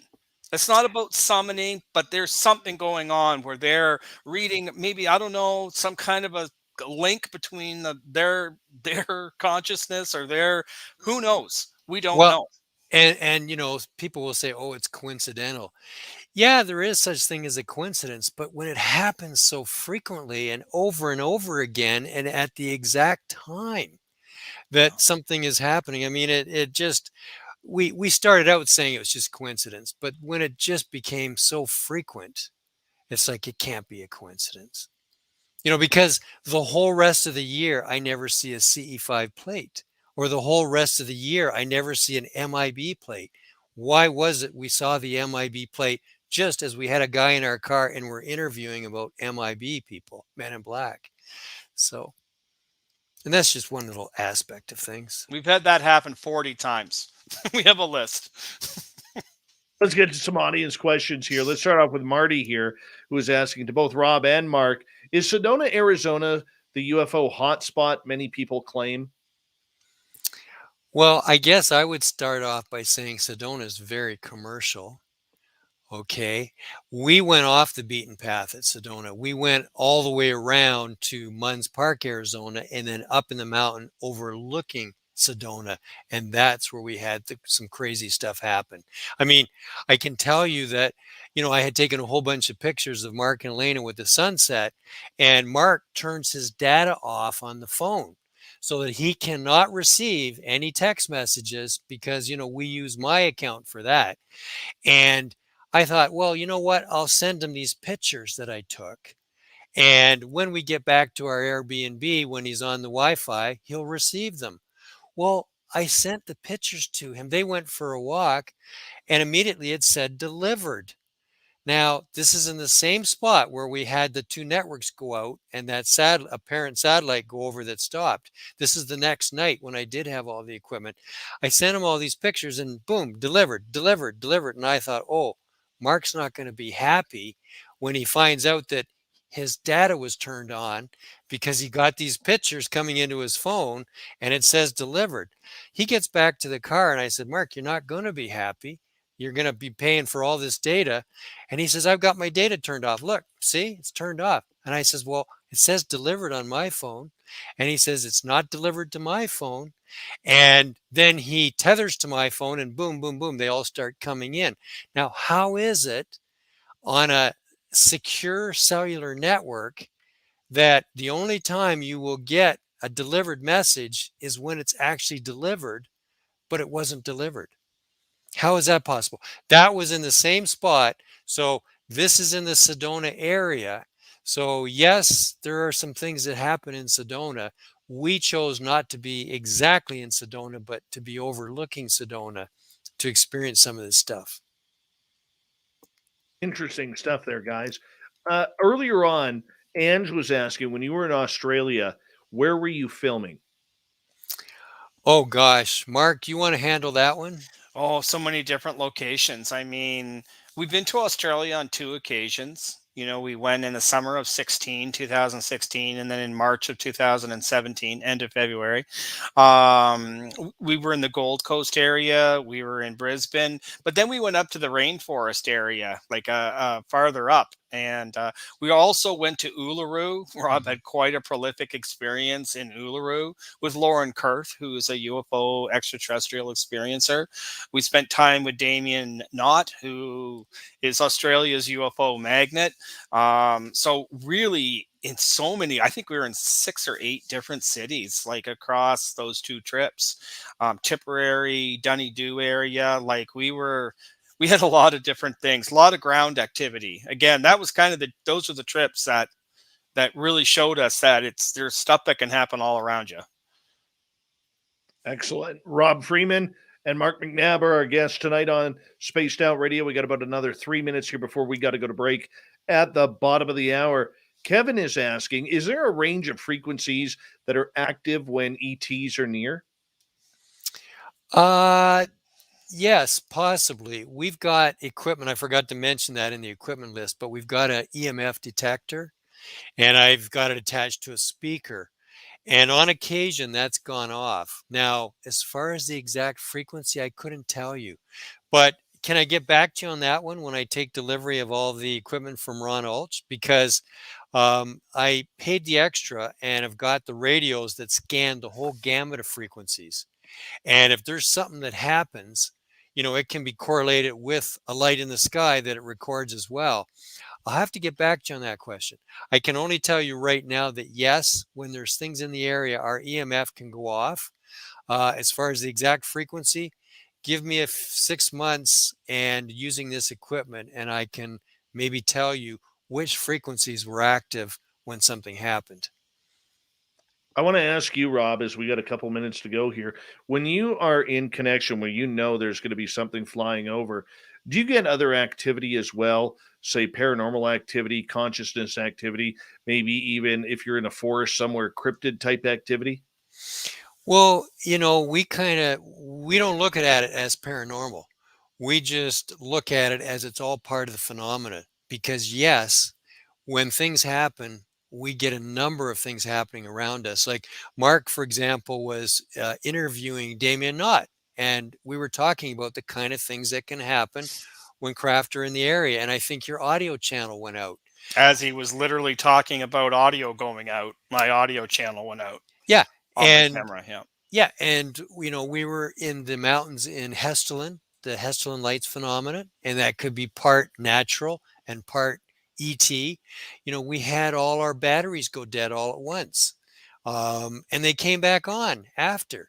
I think your camera went wacko, Mark. Oh, it did. Started getting all foggy and misty and all kinds of stuff. Yeah, and at that time also, my night vision went wonky, which it never goes wonky, but it went wonky right at the same time his went crazy.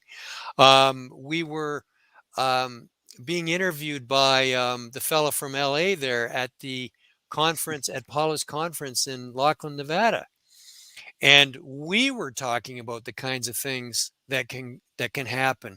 And he had a full range of camera people there with batteries that were charged for the whole day.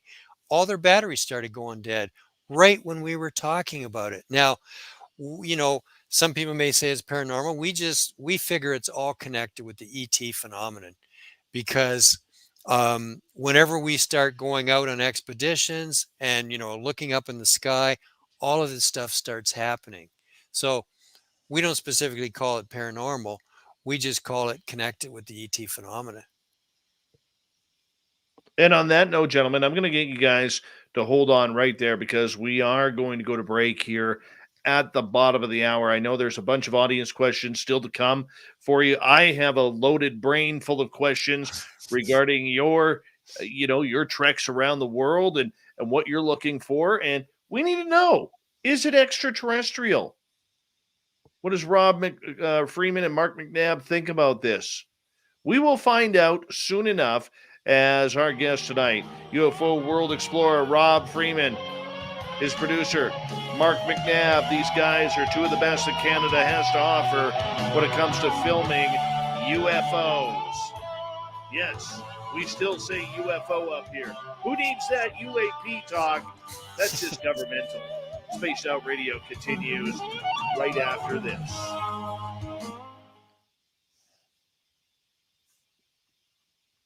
All right, we are clear, gentlemen. Fabulous.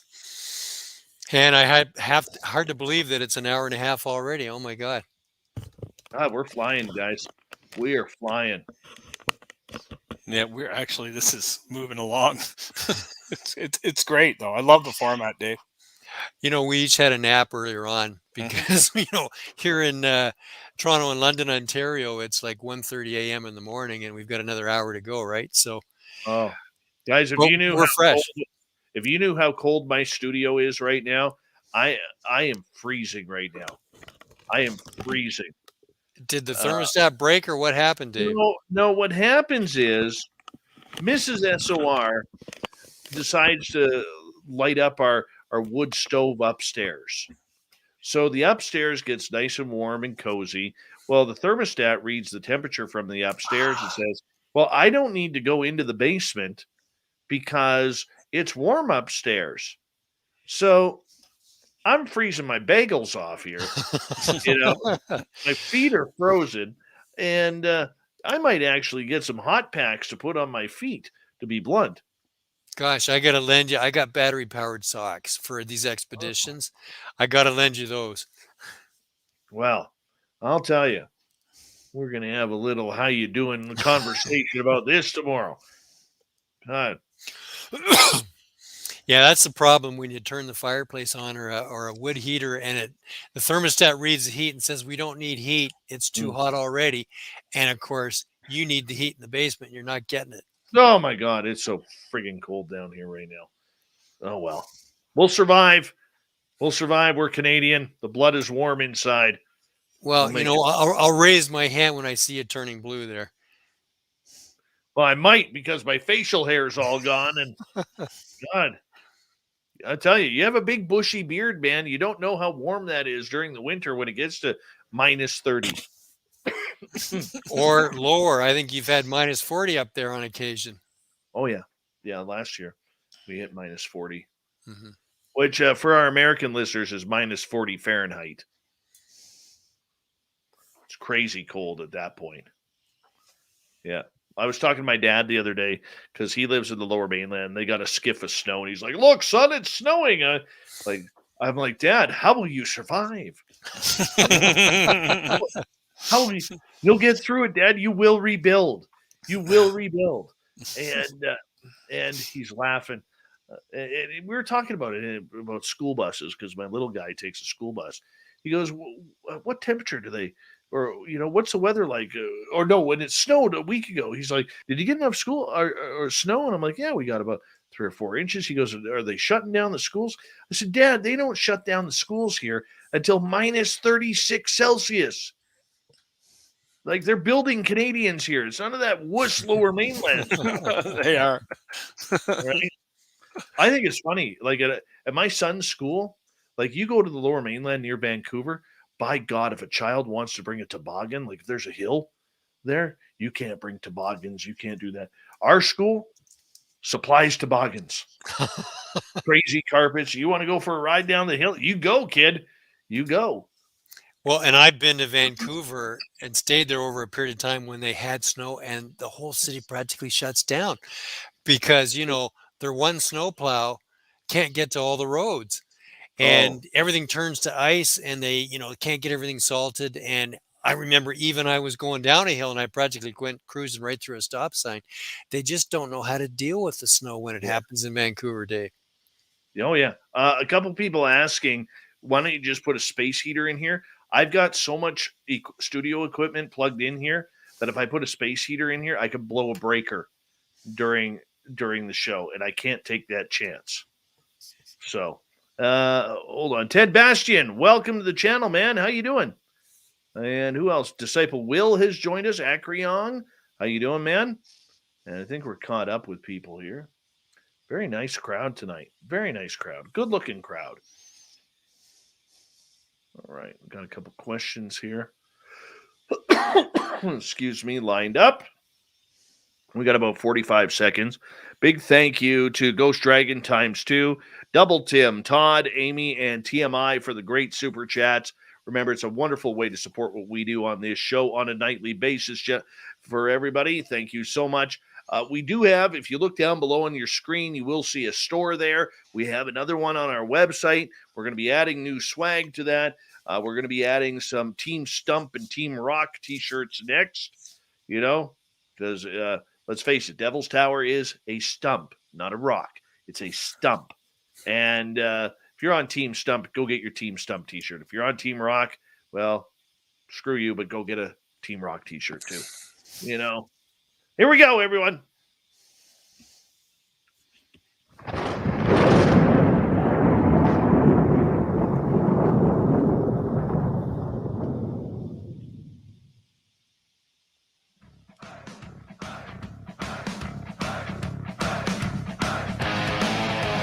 We pass the halfway point of Spaced Out Radio tonight.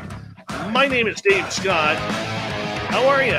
Good morning, good evening, good afternoon, wherever you might be on this beautiful planet. Want to remind you that if you missed portions of this show or others, check out our free archives by going to youtube.com/Spaced Out Radio. Do old Davey the favor, hit that subscribe button. Our website is spacedoutradio.com. We have a plethora of features for you.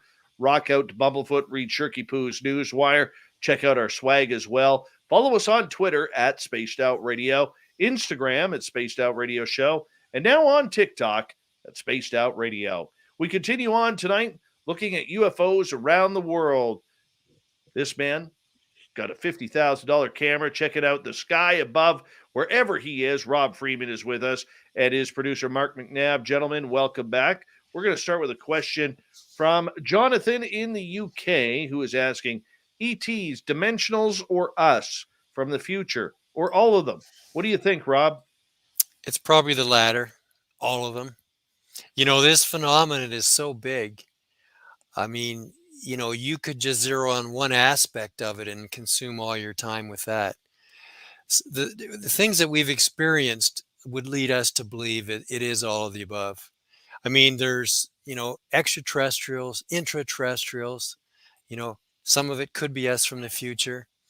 It really is all of the above. Yeah, it feels like, what Rob and I have had these discussions where it's like, if you were to take something from today and you went back into the past with it, like an iPhone, it would be, 20 years, it would be considered magic. Because that's like the definition of something, it's science we can't explain yet, and we have experienced something that we're trying to wrap our intelligence around, but we have had experiences. And if any of your listeners want to go to the Rob Freeman UFO World Explorer channel, which is on YouTube, there are videos that deal with interdimensional experiences and different things that we've had happen, that they're videos that are created with the proof, so it's like when you talk about ETs, dimensions and the future and different things, Rob's absolutely right. I mean, all of the above. Absolutely. All right, let's go to Brazelhoff here, who is asking, Rob, can you go more in depth on your open your heart, raise your vibration? What specifically does this mean? What are the metrics, if any? Yeah, I would say, in our day-to-day activity, we're always so busy. We're in our left brain, intellectual, ego-based, logical, intelligent mind. I think, when you want to connect, you've really got to release all that and just get into your right brain, get into that sensing side and just relax. As far as metrics go, if you do a meditation, there's any number of things you can do. It's your intent. It doesn't have to be a regimented CE5 program. All you've got to do is just go out there with the intent, get yourself relaxed, do any kind of a meditation. Go on YouTube, you can find, 1,000 of them with beautiful music, people speaking, and just get yourself totally relaxed. Just get away from your day-to-day human doing and switch into being a human being. Literally just be. Just, relax yourself. There's so many videos out there that can help you do that. Do any of them or all of them or none of them. Just relax yourself and just be in the moment with what's happening around you, and chances are you're going to experience something. I mean, that's what we did. We don't follow any set No. formula. We go with what we feel in the moment, when we feel in the moment. And all I can say is just get yourself relaxed. Look, when I was a kid of 12 years old and I just went on the roof of the house, the intention was to actually see something, and we did. My friend and I, we had an open mind, we had an open heart. We believed that we were going to see something, and we did. So any more than that, I don't know how I can describe it. Just, don't get wrapped up in the dogma. Don't feel that you have to do this, you have to do that. Just go up with the intention. Just get yourself relaxed through whatever works for you. But how come some people can get that communication and others can try that exact same plan and get nothing? I would say, Dave, I mean, this is just my one thought of it is maybe this is just my own feeling on it, but it's kind of like a little bit like a martial art, like you're exercising your mind, you're exercising your heart, you have to be committed to it though at some level. I don't think it's as easy or as at least as simplistic as just going out and just doing it for like 10 minutes and saying, well, okay, I stilled my mind for 10 minutes, I opened my heart for 10 minutes. Like, I think that it's kind of like a martial art in the sense that you have to have some sort of emotional discipline, some sort of spiritual discipline. You know, Rob and I, we've had spatterings of meditative experiences over the last 7 years. And you keep trying to further that and kind of take it to the next level. But I think you definitely have to have the intention, like Rob mentioned. And with that intention comes that commitment to it. So, and I think if you believe or know that you have a telepathic, that maybe there's a telepathic link between you and extraterrestrials, they know that you want to experience more. They know that you want to connect with them. That's, if you really believe that and you really want to have that experience, it comes from that further understanding that they know you're committed and they know that you're putting in the time. That's right. That's the key word, is the time. Like, we'll go out and we'll be out there for 4 and 5 hours at a time. And maybe there's just one experience that happens in the whole evening, and it happens in the 11th hour, in the 59th minute, just before you're ready to wrap up and go. We've had that happen so many times. So many. And that's the truth. But is it mental? Is it from the soul? I think it's from the heart. It's definitely the heart. From the heart and the soul, for sure. Like, You've I mean, got to if be you- yeah. sincere. You got to be sincere about doing this. And if you are sincere and you really feel it, it will happen.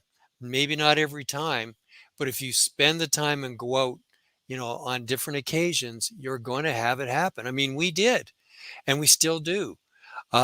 We do spend the time and we do the meditations and we have things happen.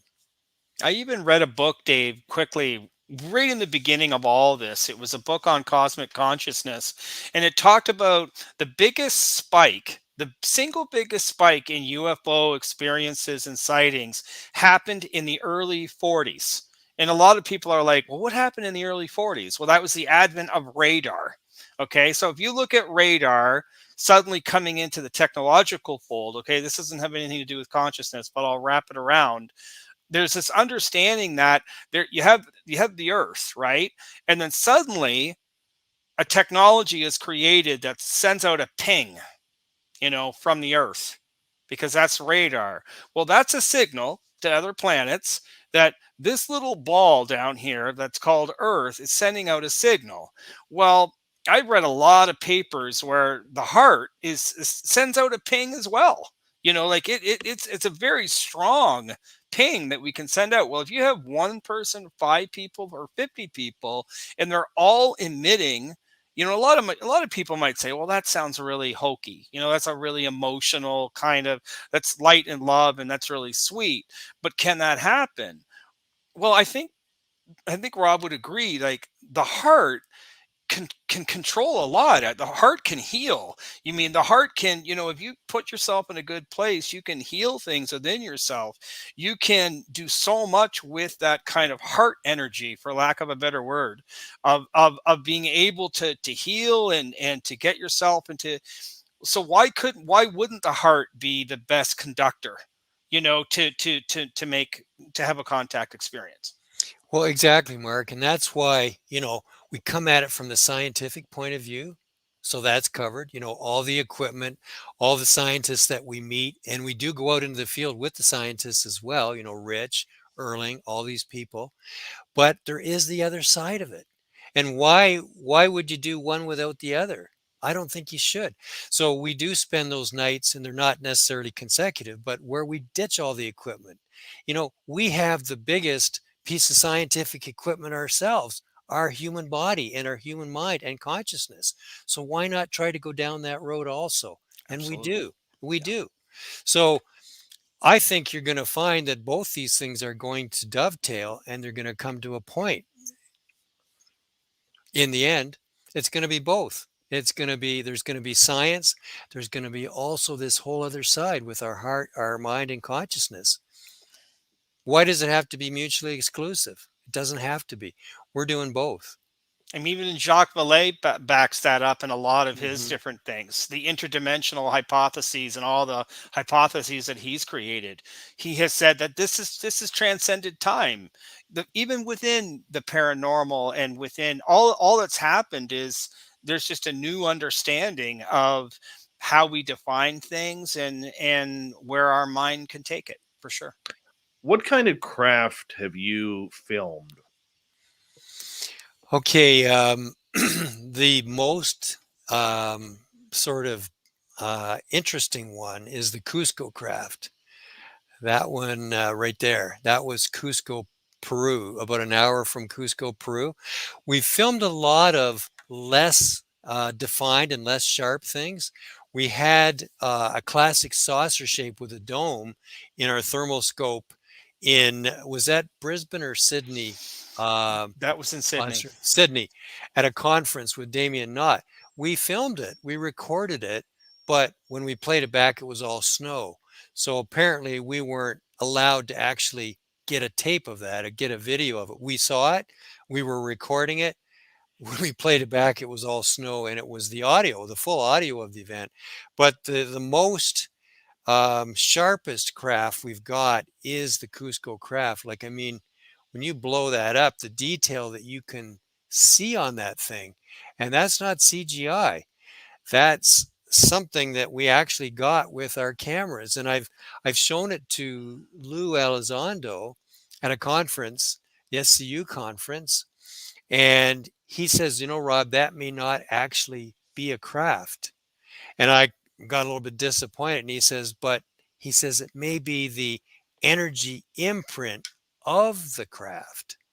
So it's kind of like, when you put your hand into clay and then you take your hand out, you'll see the imprint. He feels that that may be the energy signature in the atmosphere of the amount of energy that was involved when it went between dimensions. This is Lou talking.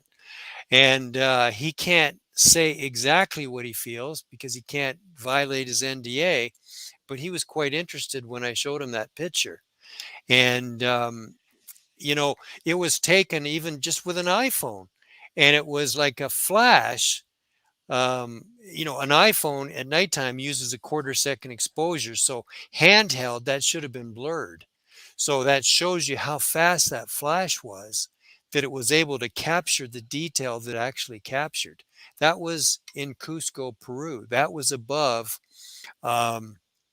this, what was it, the Sun Temple, an ancient it was moon temple. A moon temple, yeah. Yeah, a moon temple, which we didn't even know was there. When we were there that year, we arrived in the evening, and where we were set up with equipment, the moon temple from the indigenous people was just around the corner. If we had just gone down the road further, we would have spotted it. So is that why this thing appeared over the moon temple? We don't know. We go back a year later with Ricardo Gonzalez, and he says, do you know what's here? He said, this is a very important indigenous artifact called the moon temple. And, this is where we actually captured this Cusco craft just 1 year earlier. Incredible. Incredible. What do you think of aliens? Where do you think the aliens come into play with this? Well, we call them ETs. We call them ETs because a lot of people say alien is kind of like a bit of a, derogatory word, right? Especially when you look at how we use the word alien in, Canada, the United States, as far as people go. But ETs,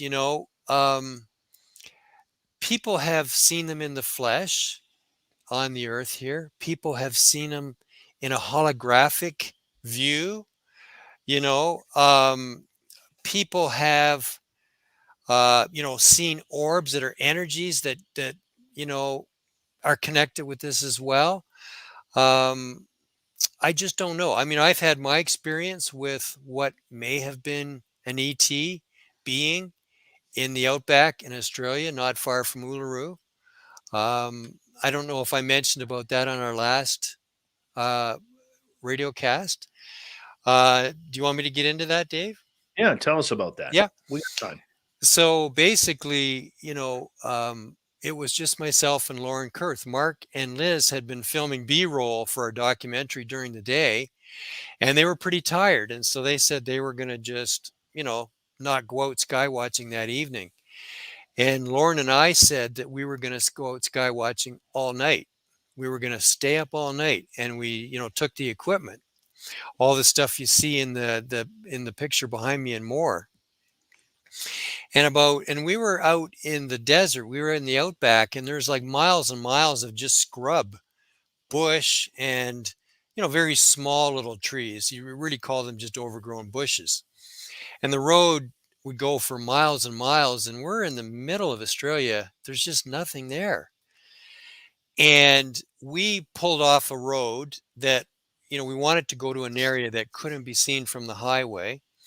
And it was a little bit protected. There was this scrub bush, and we found a spot, and we were setting up, and we didn't really see that much. And then about 1 o'clock in the morning, we saw this. We kind of could see the highway a little bit, and we saw a car.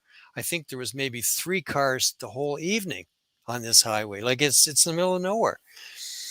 And this vehicle slows down, and we were getting a little bit nervous, and he actually came right into where we were. And we thought of all the places that there are that you could pull off the highway. Like where we pulled off the highway wasn't even a road. It's just all hardpack, and we just found an area to pull off. And we thought, how come this car is also deciding to pull off where we are? This doesn't make sense. And the person driving the car came within about 50 feet and just his car was parked, and his dome light went on and off. And, I was set up with the equipment. Lauren was nervous. She says, I think you better put some of the equipment away in the trunk, like the thermal, it's very expensive. So I did. I broke down some of the equipment, and then curiosity got the better of me. I said, I'm going to go talk to this person. And she said, don't you dare. And I said, well, what if he has a gun? I said, if he has a gun, he can take all my equipment, no problem. And, or what if he has a knife? And I said, well, okay, I'll stay back. But I said, I'm going to go talk to him. I'm not afraid. And she said, well, I'll go with you.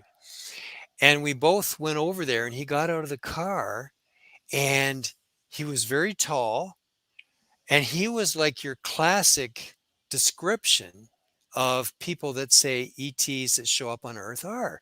He was Nordic looking. He was tall. He was handsome. He was blonde. And, we started talking, and I said, I'm just curious why you picked this spot to pull off. And he says, I came to Skywatch. And at that point, it just seemed everything he was saying, he was kind of reading our mind, or he was tapping into like why we were there. And it's like he said he had just driven 18 hours from a mine up in North Australia, and he was going home for the weekend. And I thought, who goes home for the weekend and drives 18 hours and he has another 10 hours to drive? Like, nobody. Everything he said didn't make sense. And he wasn't even talking with proper inflective characteristics of his speech. Like, it wasn't monotone, but it wasn't with normal emotional inflections either. Like, it just seemed so strange. And I looked at his clothes and I thought, for a guy who's been working at a mine all day and then coming here, like, his clothes look like they're just freshly pressed and or just purchased. Like, it didn't, none of this made sense. And why is he coming to go skywatch? And he didn't even have any equipment. He didn't have any binoculars. He didn't have anything. Why did he say that? And then, Lauren was a little nervous, and he said, well, if you'd prefer I go skywatch somewhere else, I could do that. And Lauren blurted out, that would be great. And then he packed up and left. He just got in his car and left. And I said to Lauren after, I says, there's nothing about this encounter that makes sense. Are you sure this guy isn't an ET? And she started thinking. He says, I shouldn't have sent him away with my fear, because he was reading. We weren't giving vocal signals that we were afraid. He was picking it up, maybe telepathically. But there was a lot more to it than that. Like, the things that he was talking about, like, we were talking about Australia, and I knew more about Australia than he did. I just got the sense that he might be an ET, and we didn't know for sure. But then we stayed out all night and continued sky watching. And in the morning, when it started getting late, we drove back to our resort, which was 30 minutes away. And as we were waiting for this vehicle to pass, he, like, on the road, he passed us, and Lauren says, did you see who was driving that vehicle? And I said, no. He said, that was our guy from last night. And I said, well, what's he doing? He's supposed to be, another 10 hours. Like, he's supposed to be going 10 hours to where his home was. Why is he going back the other way? Like, he was going back to where we just came from. So I wheeled the car around, Dave. There was no vehicle to be seen. Like, Wow. we had something happen there that was strange. Now, we've had things happen like this before, where things have been seen and then they're not seen. And she said he was driving the car. It was him that was driving the car. I immediately turned the car around when this happened. We hightailed it all the way back to where we just were, and we never came across him. Now, first of all the stuff that happened didn't make sense. Then this little thing that happened didn't make sense. And then months later, I was just talking to a fella who'd contacted us, and we were having a conversation over Zoom, three of us, not about ETs, about other things. And he told me he's very psychic, and he just blurted out to me out of nowhere. He didn't even know who I was. Okay. And he said, Rob, I'm having a psychic flash. Can I tell you what I'm seeing? And I said, sure. He says, I see you with a woman and a man. You're in Australia, in the middle of Australia, and one of them's an ET. He said, that's all I'm getting. And I said, well, that's very interesting. I said, we did have an encounter with a person a being who we thought might be an ET. And you're telling me this? So that was like 3 confirmations. Now, can I say that this person was an ET for sure? Not 100%, but 99.9% Right. that this guy may have been an ET, and that's our experience in My goodness. Uluru. My goodness. Rob Freeman, Mark McNabb, we have them for another 30 minutes here on Spaced Out Radio tonight. UFO night all night long. And when we come back, we got a few more questions from our audience. But I also want to hit up these 2 Canadian researchers on why the Canadian government has been so eerily quiet when it comes to UFOs as the story south of the border in the United States blows up that they're looking for aliens, UFOs, extraterrestrials, UAP. Spaced Out Radio's hour number 3 is next, right after this.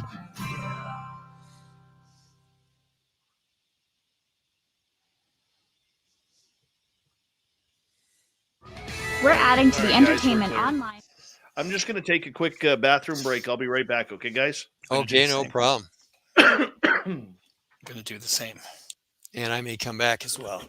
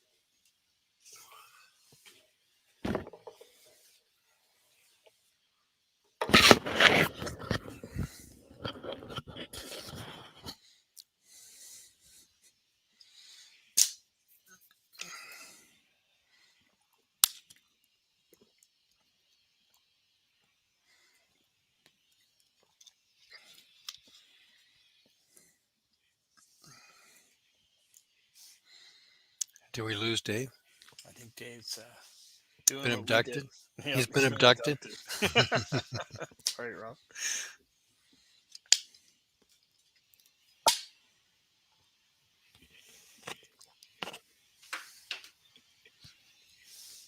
I think this might be the trick to having me stay out longer on Skywatches. I guess Right. it's gonna nap for 2 hours. Yeah, exactly.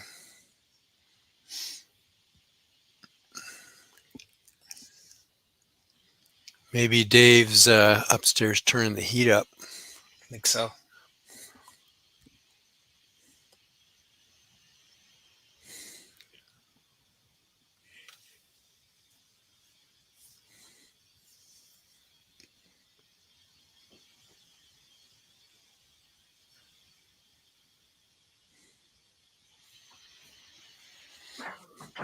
I hear him coming. I'm coming. I'm a-coming. There we go. Sorry, guys.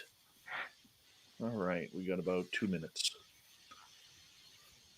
When we get to our next break, I'll just get you guys to hold on for just a few seconds so that way I can say a proper good night to you. Thank you, sir.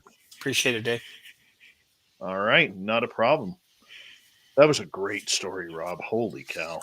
Well, yeah, and there's more to it than that. I honestly feel, I forgot to mention this, but you know, sometimes when you're in these experiences, and I've talked to other people, like I've got a friend, John, from Brantford there, Mark, John and Lisa, John and Lisa. and they had come home. They live out in the country, and there was this something sitting on their chimney, like almost like a mini craft. Oh, wow. And they looked at it and they said, that shouldn't be on there. And they go into the house and put a movie on. Now, he's an avid UFO guy. The next day they wake up and he's like, holy cow. Normally I would have gone up on the roof and checked it out. Like, it's Yeah. kind of like it dumbs you down. Oh, dude, I've had that happen. I woke Yeah. up one night. It was a summer night a couple of years ago, and I woke up and I had two scratches about this long, side by side, about an inch apart, and they look like, you know how cats scratch with a stutter. Hmm. And so I go to brush my teeth at the sink. The missus says, What are those scratches on your back?" Right? I'm like, "What scratches?" So I turn and look in the mirror. I look at it and I say, "Well, that's weird." And then I go for a pee. I go, we go eat breakfast. I'm like, and in the meantime, I'm like, I got to take a picture of that. And 4 hours later, I remember I need to take a picture of that. And I go back to the mirror 4 hours later. The scratches are completely gone. No Yeah. scarring, no nothing. Gentlemen, hold on one second here. We're going to get going. Thank you to all our super chatters tonight and all the veterans checking us out and listening in. You always got a safe place here on Spaced Out Radio. Here we go.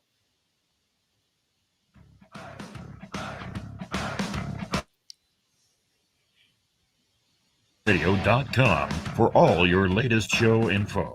Now, back to Dave Scott and SOR. Here we go with the third and final hour of Spaced Out Radio tonight. My name is Dave Scott. Thank you so much for taking the time to join us. We really do appreciate earning your listening ears wherever you are on this beautiful planet we call Earth. Thank you to everyone tuning us in on our terrestrial affiliates around North America, digitally on TalkStream Live, Revolution Radio, and KPNL.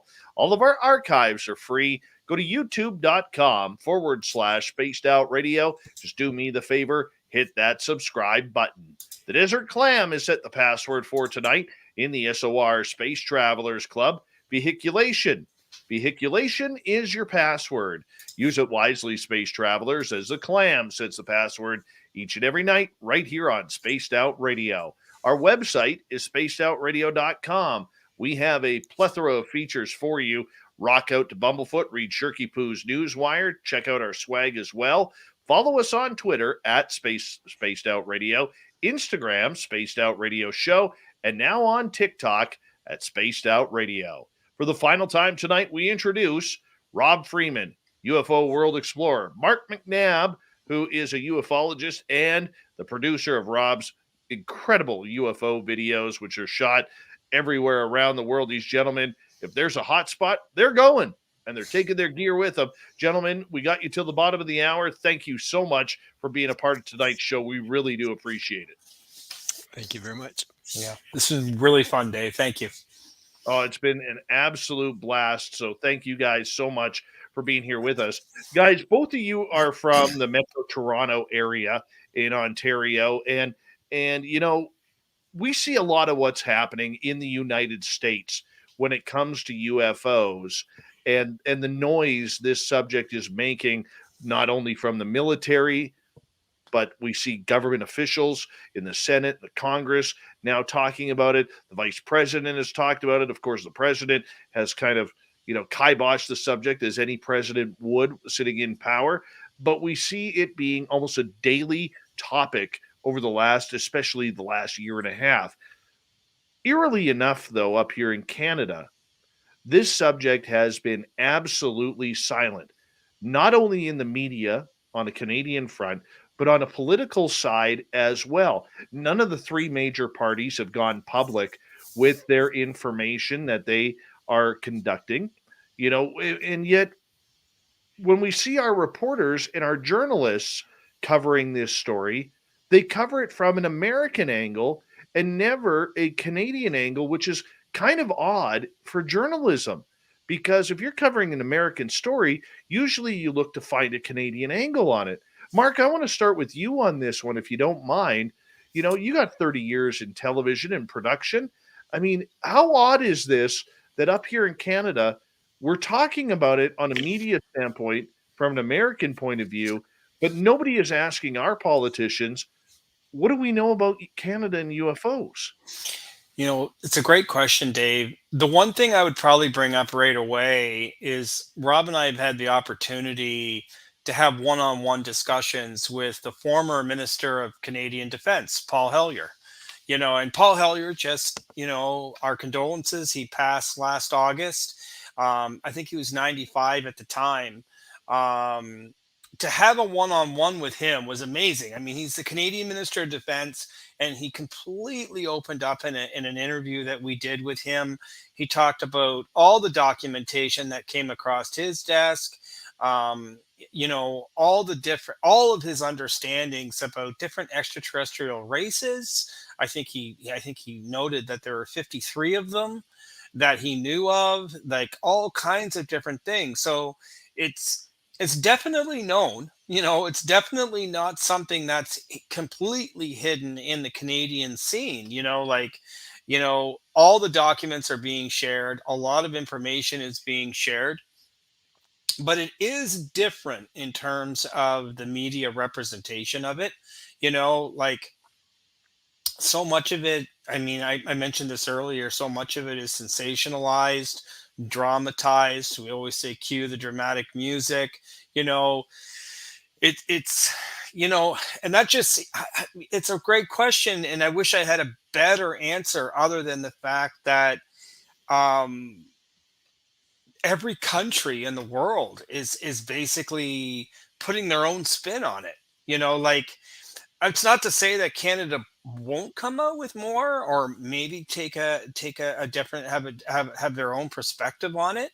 But you're right. I mean, you mentioned this even before we came onto the show, that you wanted to ask this question, and I kept racking my brain with what. There's just not a lot known. Like, you get that spin from the US, you get it from the South American countries, you get it from different places. Why it's not being talked about as much in Canada? I mean, you have those advocates like a Grant Cameron and people that are writing the books and getting on the programs and talking about it, but it's definitely not getting the attention that it deserves. Rob, how about you? Yeah, good question, Dave. It's not like Canada doesn't have its own Roswell and things like that. Like, look at Shag Harbor in the East Coast. Look at Falcon Lake, where a craft crashed. We actually went there. What was it? A year ago, this past A summer. year ago, Mark? yeah, that's right. There's many other notable events that have happened in Canada, but for the life of me, I don't know why it's not made more public. It's possible that we just don't have the budgets in Canada, like for military, like they do in the States. I mean, they're creating new departments um, every other day in the United States, and not just 3-letter departments, but now that newest one that's like 5 or 6 words long. I can't answer it. I don't know why we keep it secret. I can tell you that it's probably been going on for a long time. Even, that first event that I had happen in 1966 that was written up in the newspaper, the second page of the newspaper was expunged from all the records, all the archives across Canada. Like, my mom read me the newspaper of the account of the very thing that I saw. The next day in the newspaper, she read me, page 1, page 2. But when I go back, 7, 8 years ago to the libraries to get it, page 2 was gone in all the archives. And the librarian called around to all the archives around Canada. Same thing. So is there a cover-up going on in Canada? You bet there is. And, are we opening the kimono the same way the states are starting to. I don't see it happening here, but do you think that they will when things progress along more in the states? I hope so. I mean, Mark and I will do everything we can from our point of view to help out with getting this all out in the open. But it wouldn't surprise me if a lot of it is based on just the money isn't available in Canada. We Well, do I feel can, that. Yeah, we do we feel can that tell you, responsibility. Yeah. What's your I can, take on it, Dave? I know Prime Minister Trudeau and Defense Minister Harjit Sajjan have been read in. I know that 100%. I also know that former Ambassador David McNaughton is the one who read them in, Mhm. and he was detailed this conversation between August and December of 2019 by the man who replaced Lou Elizondo at the Pentagon. I do know that there is talk within the House of Commons walls about this conversation going on. By whom, I can't say, but I have trusted sources within Ottawa who have told me this. I do know that it is being discussed. However, they won't go public with it. And the weird part about it is the media is more disappointing to me on this than the politicians themselves. And here's the reason being we saw both CTV and CBC earlier this year do long form interviews of about 15 to 20 minutes long with both Chris Mellon and Luis Elizondo regarding this topic. And either the tape fell on the editing floor or the reporters from Washington's DC bureau were too stupid to ask the questions. What is Canada's involvement with this? They wanted to talk about little green men. This isn't about little green men. And yet the fact that even on the national news, whether it's Jennifer Mather, whether it's whoever else is with other networks talking about, aliens and green men and all of these stigmas that go along with the topic, I think it's unconscionable that this is a major story in the US. They're right below us population wise. Everything Canada does is in reference to what is happening in the United States. Doesn't matter whether it's food prices, milk prices, gasoline prices, anything. We're that tied at the hip. And defense, we're even more tied. So the fact that there is sheer ignorance coming from government officials on this and the code of silence that is there is unfair to not only the Canadian population but to the world that wants to learn more about this subject. Well, I couldn't agree more. We feel a responsibility, Dave, for sure. I mean, we've kind of, our role has morphed a little bit in terms of feeling that there is employing some kind of a journalistic, kind of angle to what we're even doing. We come in unbiased, we come in authentic, we tell the story the way it is, we interview people in a very unbiased way, integrated into our experiences. I mean, I'm not a journalist, but you do feel that responsibility to tell the story and not keep it in some archive that people can't access. And It's true. and I can tell you that, Mark and I have already discussed we want to write a book. People have asked, what are your experience published anywhere? Well, we've talked about starting a book next summer. Now, neither one of us are writers, but that doesn't stop you from writing a book. You can hire people that can write for you. They interview you and they distill it down, and then you do help in the editing and going over it. So, the amount of experiences we've had over the last 7 years, yeah, they're smattered through our videos, but there's a lot of people that would like to sit down with a book. Now, perhaps, that book would help also in opening things up north of the border here.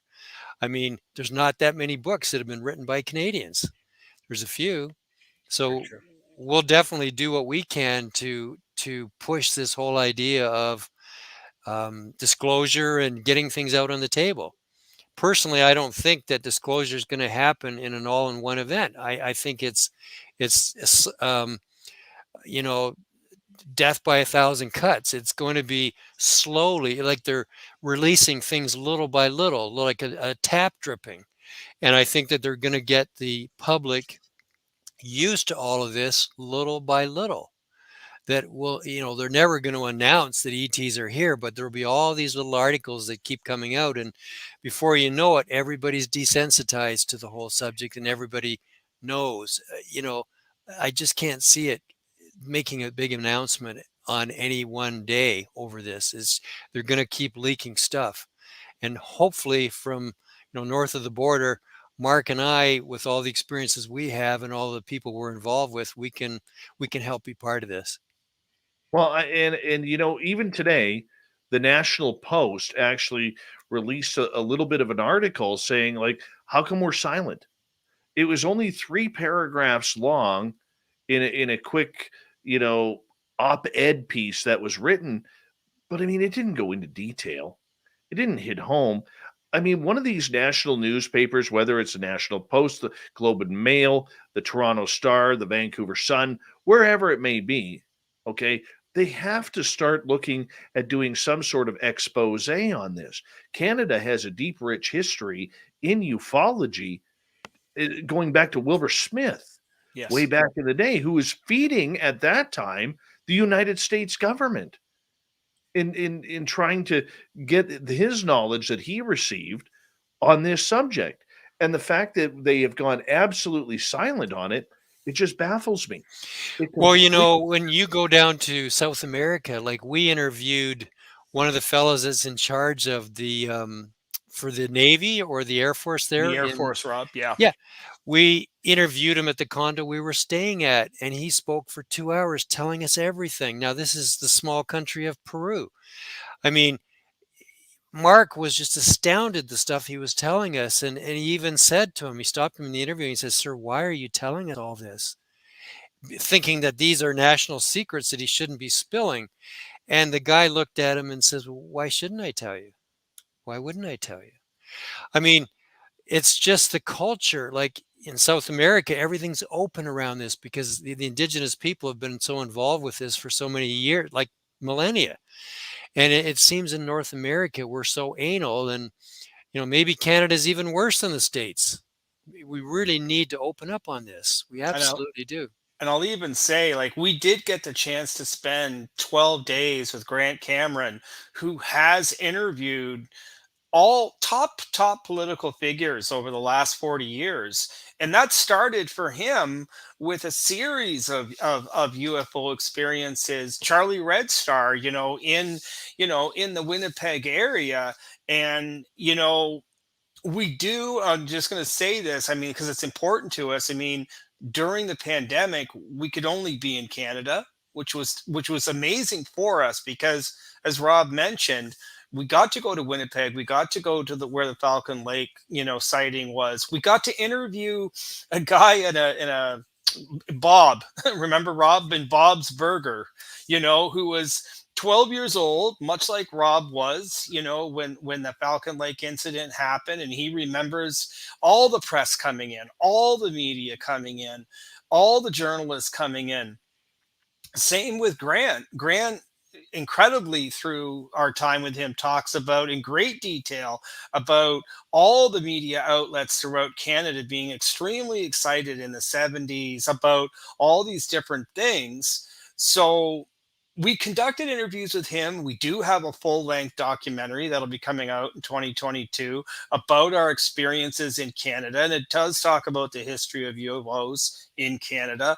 It does spend the time with Grant, our time in British Columbia, and talking to, your friend that you had mentioned, Seb Martin, different people that have put time and have written books about the subject. And we'll contribute what we can contribute as well.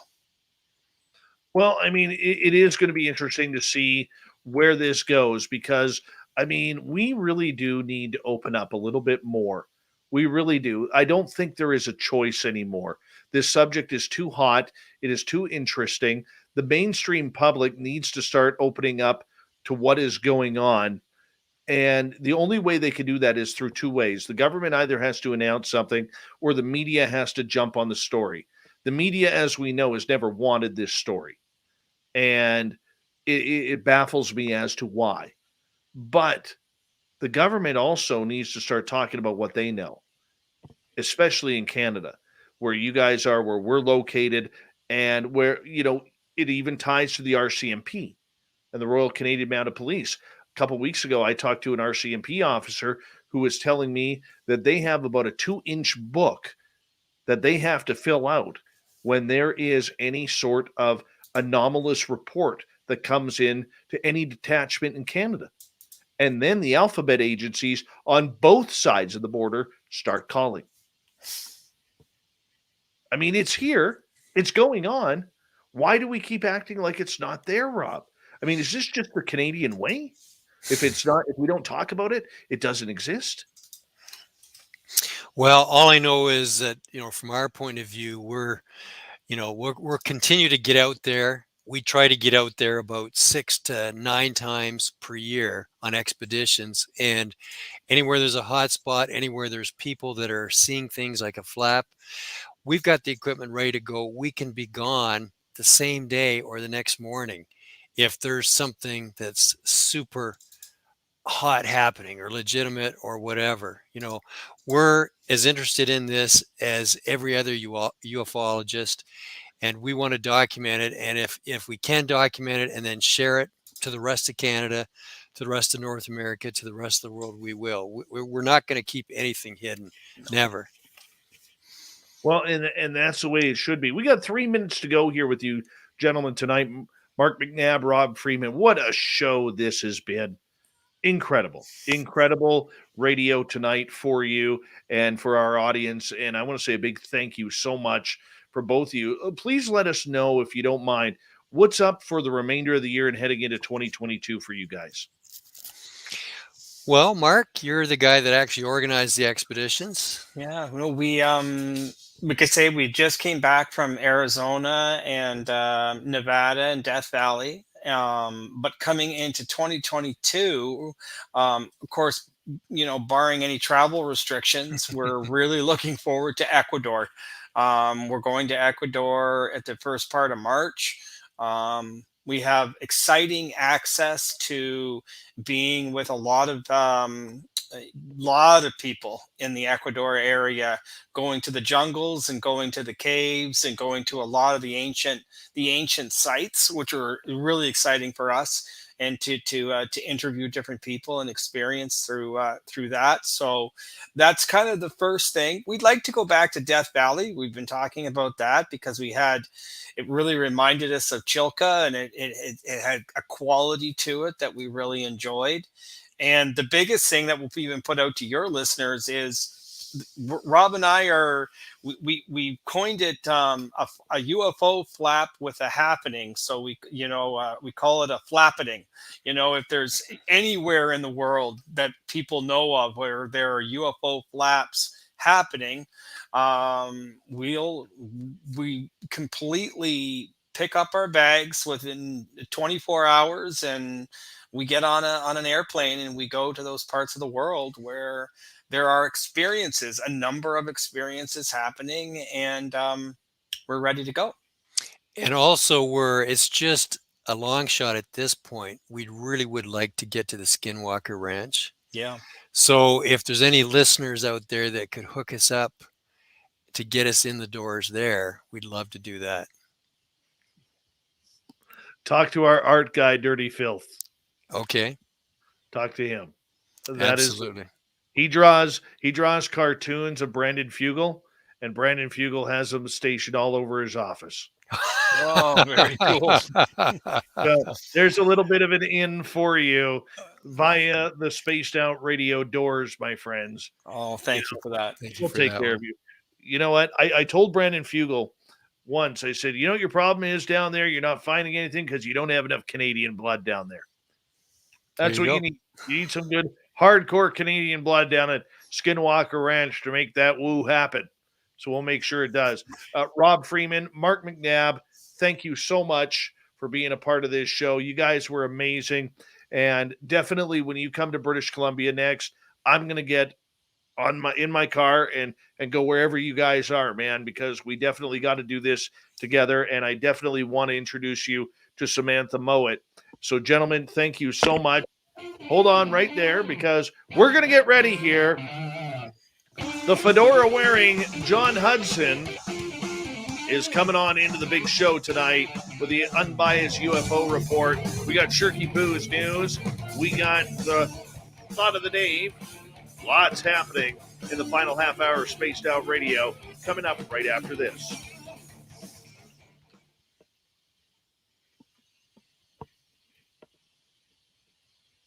All right, gents, we're clear. Great show. Whew, that's 2.5 hours, man. I can't believe we did it. Is that the longest one we've done, Mark? That's our longest, yes. And we went off script a lot. We just talked. That was amazing. That was so fun. Guys, that was so much fun. Well, and Dave, we're really sincere. We want you to come out with us. I do. I do. There's this group here, a group of guys, whether it's you two and Dan and Sebastian Martin and Charles Lamoureux and whoever else that I just want to hang out with, man. I just want to go. Well, let's do it, but in the warmer weather. Oh yeah. Yeah, no, I'm gonna be sitting inside by the fireplace here very, very soon. That's for sure. That's right. Did you turn the heat up? No. I actually took my dog outside. See, a little Canadian for our American listeners. If you want to warm up and your house is cold, you go outside, get more cold, so when you come inside, your house is warm. There you go, a little trick. I like that. Mm-hmm. Felipe in Mexico says you should come to I'm going to butcher this. Tepoztlan in Mexico. It is one of the hottest spots in the world. Can I just say this out loud, Rob? Remember when I told you the place that I was thinking about? That I said I've done a lot of research. I have a 4-page document that I was going to share with you this week about that place. There you go. So that's our synchronicity for the week. There you go. Because that's exactly the place that came up on my. I got a message on my WhatsApp a year ago from a guy who said you should go here, and now this guy just threw his in. So, guys, I also want to invite you up here to the Caribou. This is incredible. This is incredible UFO territory up here, and Green Lake area right through to Prince George. It is a complete hot spot all times of the year. Well, Mark, we got to put something together in the warmer weather. Let's do it. That's what I'm putting. Putting it down on my list here. I would suggest the fall, because that way, in case there is forest fires, the smoke is dissipated. So, like around mid-September. And what's the weather like? Like, do you get a lot of rain? Is it dry? Very dry. Is it okay? Yeah. Okay, we could look at like September. Are you thinking? Yeah, September or spring. Late spring, one of the two. Like June. June, you get the warmer weather. It's still very clear. July is usually the start of forest fire season. So the smoke's hanging around for a while. Yeah. But Rob, you got my cell phone number on your phone. I believe I do. Yeah, because just do me a favor, send that in. Or set that in your phone, and then when you guys want to come this way, let's plan something. Sounds good. Really great. I love it. Gents, quick question from Phil here. Is Sarnia a hot spot? He says, I see a lot in the skies there. He's from Sarnia. Gosh, I haven't lived in Sarnia since I was 16. The only two that I saw in Sarnia was when I was 12 years old, 2 weeks apart. And but I haven't been back really to see whether there's anything there these days. I know that, out over Lake Huron, people do see a lot of stuff. Right. And I was positioned in Bayfield, which is just, let's see, that'd be about an hour north of Sarnia, again on Lake Huron. I did see a few things. I didn't get it captured with the camera. We saw what I thought was a satellite that actually reversed itself. And I did see, we did a meditation. Right after the meditation, I looked up and I thought, that star doesn't belong there. And when Right. I looked carefully, it had like a fuzz around it. And I was just watching it, and then it just kind of, over a 10-second period, it just kind of closed up and disappeared. So that was two things overlooking Lake Huron, of which, Sarnia is on Lake Huron as well. Right. Gentlemen, I got to say goodnight to you. I'm back on in a minute here. I got to Okay. get John in here, but we'll stay in touch soon. Okay, guys? Absolutely. It's been a blast. Thank you, Thanks, Dave. Steve. Thank you so much. Much Wonderful. love. Much love, guys. You take care, okay? Okay. Thanks, Dave. Thanks, Dave. Good night. All right. Mark McNabb, Rob Freeman, two of the good dudes working hard in ufology here. Now we have the fedora-wearing John Hudson, who is hanging on out with us. Getting What's up, ready. buddy? Hey, man. What a great show. I just want to say a quick thank you to Granted Quinnell. Thank you so much, buddy. TMI ×2, Phil, Ghost ×2, Amy, Todd, and Tim for the super chats. Don't forget, you can check out our swag on our show, on our store right below here on the YouTube channel and on our website, spacedoutradio.com. Here we go.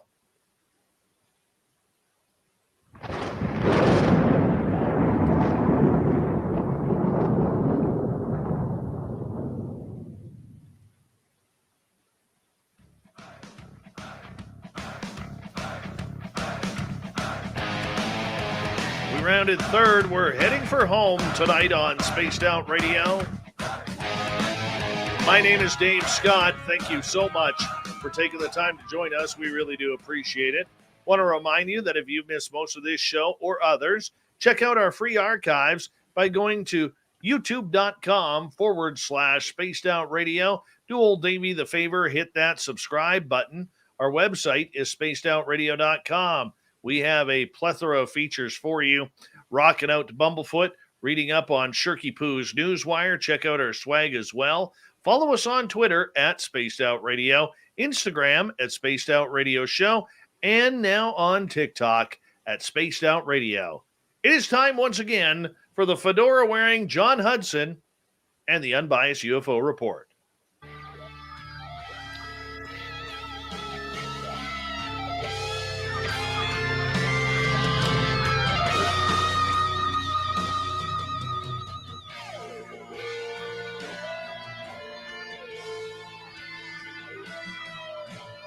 John Hudson comes on in to talk about all of the news regarding the weird, strange in the skies above. And John, how are you doing, buddy? I'm doing better than your goatee, dude. What happened? Was there an incident? Like, did you like have a? You know what? I took my clippers tonight, and this true story. I took my clippers, and I wanted, because it was all shaggy, right? And I put on, one of those protection covers that goes on top. Guess what? Those damn things don't work. They don't work. So I ended up, going right down to the skull almost. Absolutely ruined my handlebar mustache. And now I got to regrow it. But the good part about it is I've got it shaped now. So over the next, it'll take me about 2 weeks. It'll fill in nicely, and we'll go. But you know what, John? You sure it's not off by like a little millimeter to the left? It looks like a little bit off. A little off. No? You hush Okay. there. You hush there. Okay. Okay. I've had enough of the facial beard jokes already. But you know what, John? I figured something out. So before the show, my son and I, we went and we were practicing guitar. My 8-year-old son is officially better than me. Rock on. He was teaching me tonight. That's awesome. He was teaching me, and I'm like, and I forgot a note. And I'm like, dude, what note is that? He's like, Dad, that's a D. He goes, and then he starts, he goes, Dad, he's like, don't you remember? It's E, G. I forget the string names. I can never remember. I got like them, and like, so. Yeah, man. I mean, aside from the fun for you, but forget the fun for you, the way that locks it in to his brain, him teaching it to you, he will never forget that stuff for the rest of his life. I mean, that's going to lock in that stuff so good for him. I mean, that's awesome, dude. What a great experience for both of you. Yeah. He officially passed me in playing guitar, and now listening to him rock out where like he's just nailing power chords and he's adding now some actual notes to it. And Wow, man, that's awesome. yeah. Like today, man, he was sitting there. He's got his shorts on. He's got like no shirt on, like total looking like a rock star, right? He's bouncing around. He's got his shoulders, his guitar on his shoulder strap. He's bouncing around and he's just kind of like nodding away, playing away, and he's looking in power chords. And I'm like, oh, dude, little dude, like this is just amazing. Daddy is so proud of you. But yeah, that was my evening. That's tonight. awesome, dude. That's awesome. Yeah. And the best part about it is every guitar lesson he goes to now, his teachers like afterwards, like he's just smoking the week before. Like he'll pick up all the stuff like what he picked up last week. He'll go into this week's lesson tomorrow, and he'll be like, afterwards the teacher will be like, yeah, the little dude has it. The little dude's getting it big time right now. Later tonight, I want to tell you a story about this, but we should go on to the news. But I got to. But that's awesome, Dave. Really cool to hear that stuff, man. That's good. I'm sorry, proud papa. Yeah, moment. No. Totally with you, man. No, I loved hearing it. It's all good, man. It's all good. John, we got a lot of cool stuff going on right now. I know. I know you don't have this in your list for tonight. I know you don't. And I couldn't even get through the list that I have. So please, I want to introduce whatever you wish. My man, I want to hit you up about something weird that was found on the moon with this Chinese rover exploring the dark side of the moon and seems to find this weird looking cube-shaped object that is totally out of sorts with what we're seeing on the moon. Man, what did you think about this? So I'll be honest with you. I haven't had a chance to look into this deeply yet. I saw the photograph. I agree. It looks optically very challenging. Oh man, I know I'm unpopular in this, but like I will just it will take some pretty significant evidence for me to believe that there's something that big on the moon that we don't know about. Because I personally have been involved in this program for the last couple of years called the Frontier Development Program that's run out of NASA and Lockheed in the Bay Area, where they invite students to come in from different parts of the country, and they take all the data that NASA has collected on the moon, and they use it to do summer projects. To do to research mining operations or whatever. There's like 5 projects picked, but the data we have to play with is the moon data, and I mean the moon data. I mean data down to like a quarter inch of every single inch of that moon, including soil content of the whole bloody moon. It's mapped out flawlessly, and it's very publicly available data. And so it baffles me how we can have that data, and then we can still have these seemingly, valid stories that raise some serious questions as to whether there's anything on the moon that we can account for. And so I struggle with it. I mean, that building, I mean, looking, if you haven't seen the photo yet, it is all over the internet. You can go to futurism.com. They've got a giant article on it. This looks like a building. I don't know what distance the photo was taken at from lunar rover U2. Yeah.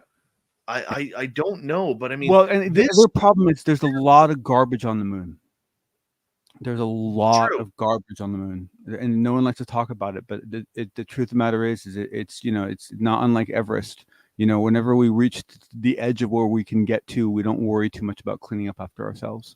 The thing that bugs me about it, John, is this is probably the only photograph we'll ever get. But the thing is that when that happens, Dave, honestly, when that happens, like I know that the inclination is to think it's a conspiracy and something's gotten covered up. But in my experience, when that happens, it's because what they found was when you took that picture from any other angle, it didn't look like that. True. It was because it was a unique angle picture that created the image. Well, I would have liked to have seen them drive. I'd like the coordinates. Oh yeah. I'd like the coordinates so I can go there in a moon model and see what's actually there, what we think is there. We can go look and see what we think is there based on the data we have. So I'd love to be able to contrast those two things. for sure. Absolutely. Well, let's move on to another topic because you got a weird one here, and I'll get to the Chinese rover later on in the news. All right, but you got a weird one here regarding the ballad of the TTSA. Oh my! Yes. As we are encroaching on the 4-year anniversary here in about 11 days for the New York Times article. Yes. So basically, there was a pretty lengthy debate today on Twitter about, like, what was going on with the CRADA. Why did the CRADA happen? What was the meaning of it? What was the angle of it, and so forth? And it looks like we lost Dave, but I'll keep going. And so essentially, I went through and did this analysis, and basically, well, I can't say who. This was confirmed by the highest source I could certainly get my access to, right? And basically, what I came to believe, and what I came to believe in my research, was that essentially the CRADA was all a maneuver to get funding. That year, 2020, they were trying to get into the military funding bill, and so they agreed to do the CRADA because they wanted to be able to, then when they were in the bill and someone's presenting the bill, they can say, and look, TTSA is already engaged with the Army on this CRADA, so of course we should fund that program, right? So it was a way of solidifying their place. The CRADA was their last ditch effort to do this. When they didn't make it into the bill, when they couldn't raise the money by the movies, this is the whole reason why Justice left. This is the whole reason why Putoff moved into the advisory role. This is the whole reason why this was the catalyst that broke everything. And essentially, I decided to kind of write it up because it was being questioned today, and there was a big debate going on it. And I can say that, at least, assuming, as far as someone can trust me, that I have had this confirmed by the one person that could really confirm it. Well, I mean, when we look at everything that's gone on through the TTSA and over the years, I mean, they started out strong, but now it's just, Look, I can't tell you how many startups I've been involved in that I've known or that I've worked for personally, where the first thing we went to go do was beautiful, and we tried and we blew it. And the second time we tried to do, it wasn't quite as pretty, and we still blew it. And the third thing we were asked to do, we had to do. We didn't have a choice, and it wasn't pretty. We weren't proud of it. And it happens. That's just how startups go. Hal Puthoff has apparently confirmed it, according to Jonathan Davies. Yes. Interesting. Very interesting. All right, let's move on to our next topic du jour on the Unbiased UFO Report. AOI MSG, the great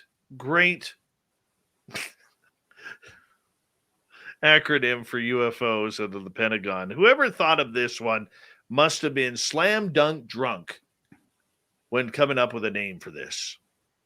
Yeah, so there really used to be this acronym called PCMCIA in technology, and I don't know what it officially stood for, but what it ended up standing for was People Can't Remember Industry Standard Computer Acronyms.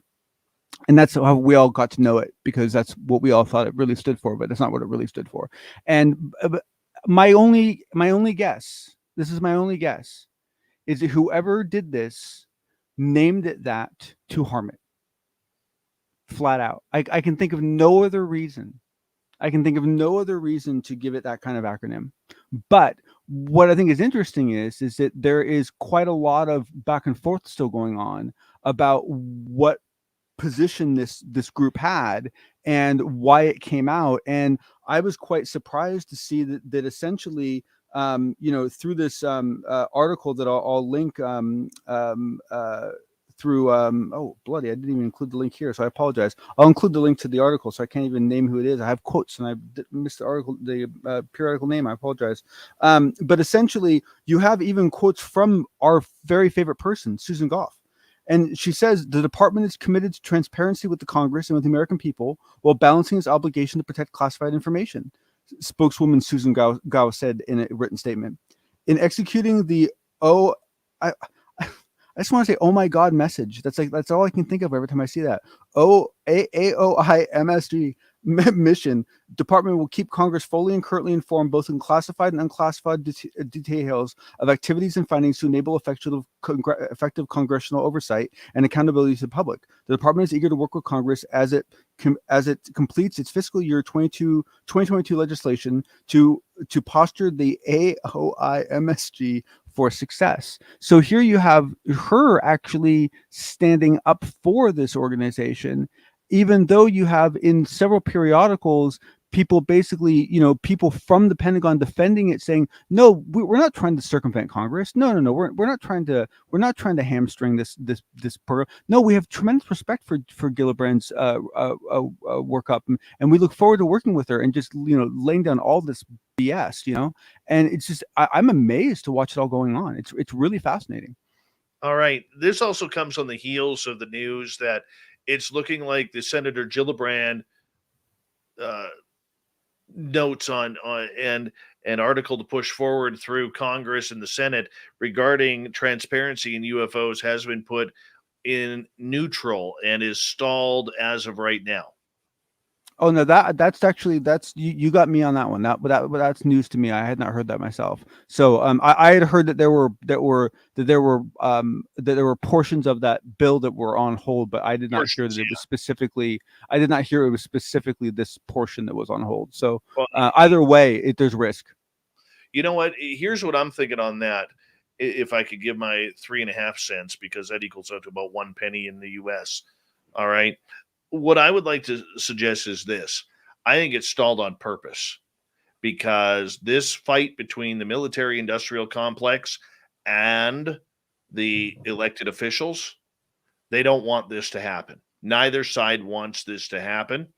And I believe it allows a lot more lobbying to go on behind the scenes and more defense contracts to be spread out. And therefore, I really do believe we're seeing the demise of UFO talk in the U.S. government.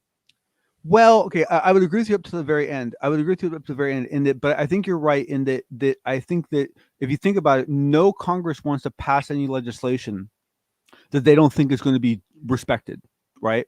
And so if they know that there's already this hamstring operation going on, right, they're not going to want to push that forward. So they're going to want to get all of this settled before they move forward with the legislation. So that actually makes some sense. And I agree. I think it throws a lot of chum into the water to make this whole thing a lot more messy. And to make it go away. Because in the end, the subject will not go away, but the detailed information, the videos, they'll disappear. John, thank you so much for a great unbiased UFO report. We'll talk to you in the After Hours program. Let's get to Shirky Poo's news.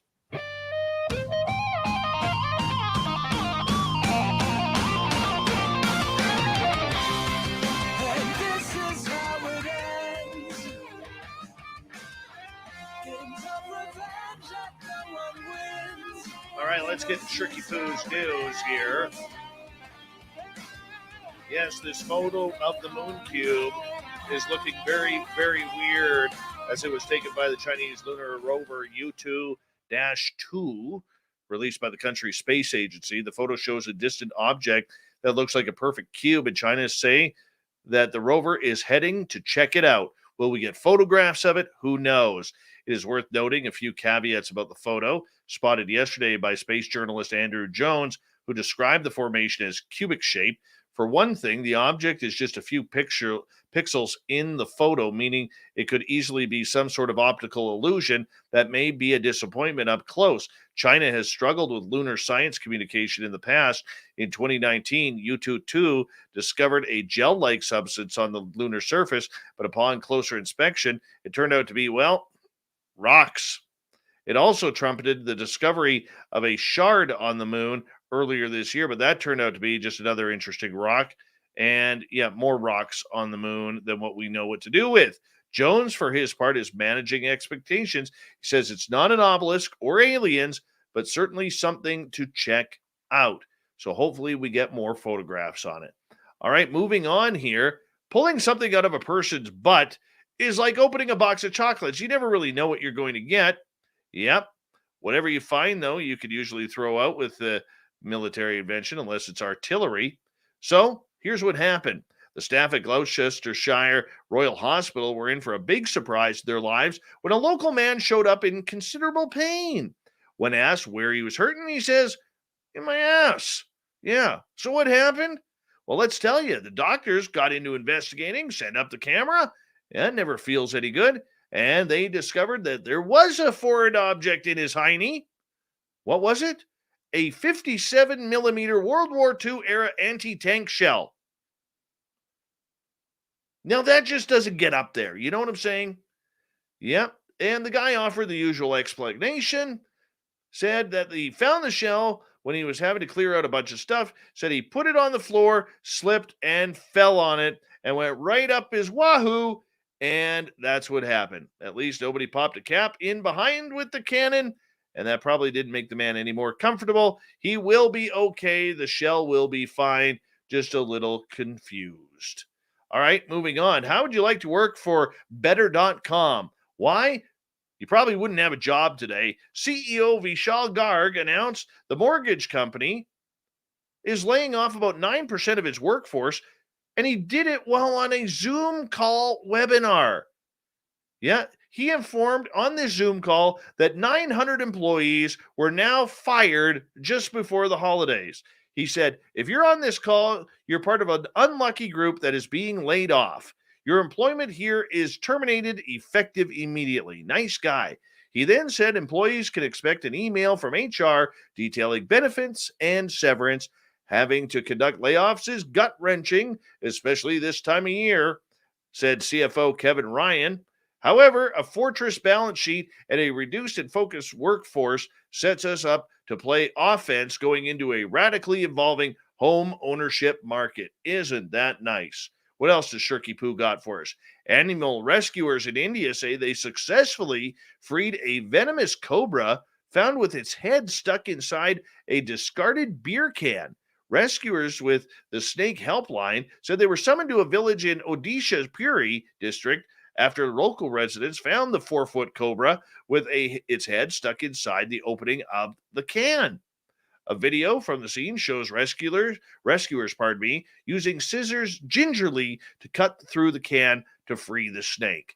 And finally tonight, before we say goodnight, a fiberglass flamingo statue stolen outside of a Florida chef's home has been returned as mysteriously as it disappeared. Chef Cindy Hudson said the flamingo statue was an iconic sight outside her Orantique on the Mile restaurant in Coral Gables, but it was taken, and then somehow, poof, there it is. Maybe it's all just Florida magic.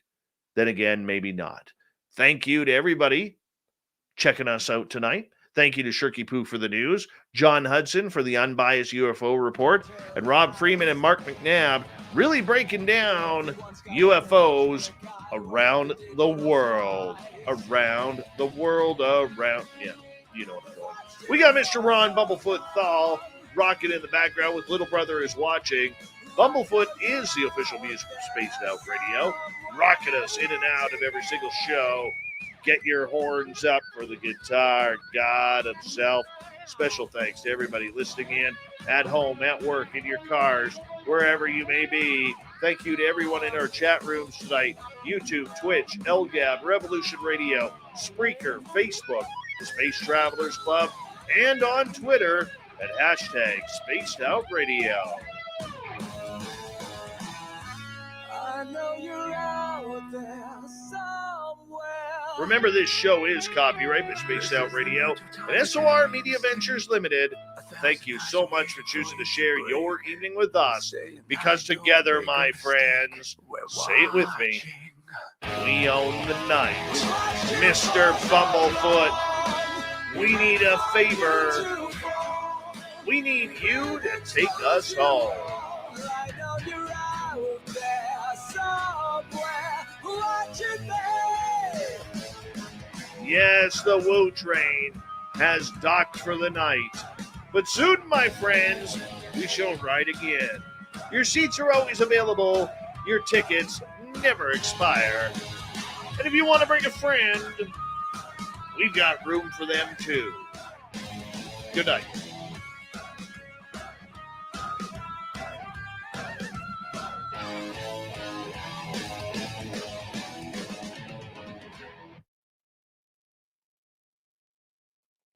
That's good stuff there, John Hudson. Good stuff. We know how to rock around here. Yep.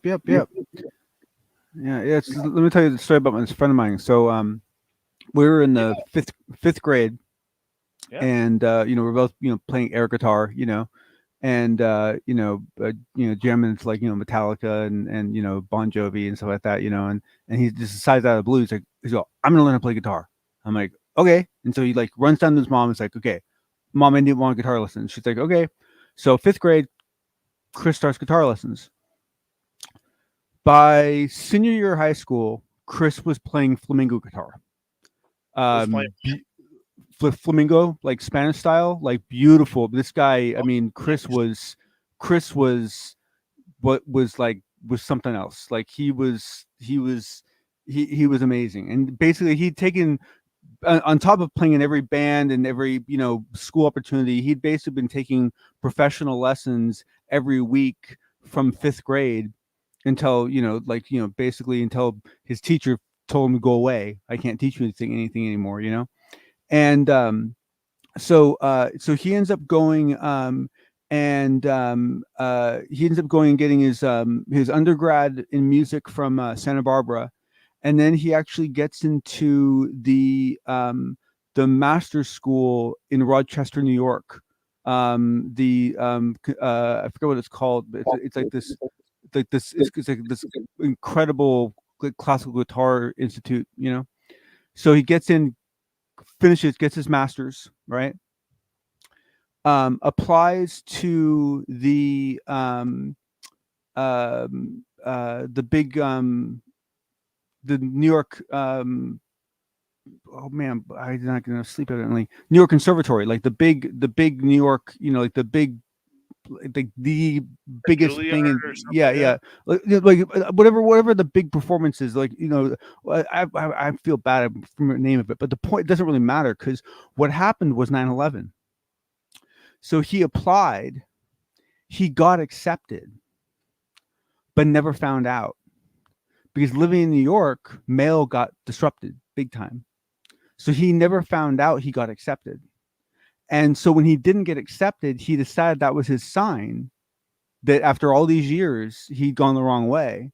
And so he gave it up and became a sous chef in Manhattan and worked his butt off as a sous chef for like 6 years in Manhattan, worked his way up, and now owns his own restaurant up in Seattle, and still plays guitar all the time for his daughter.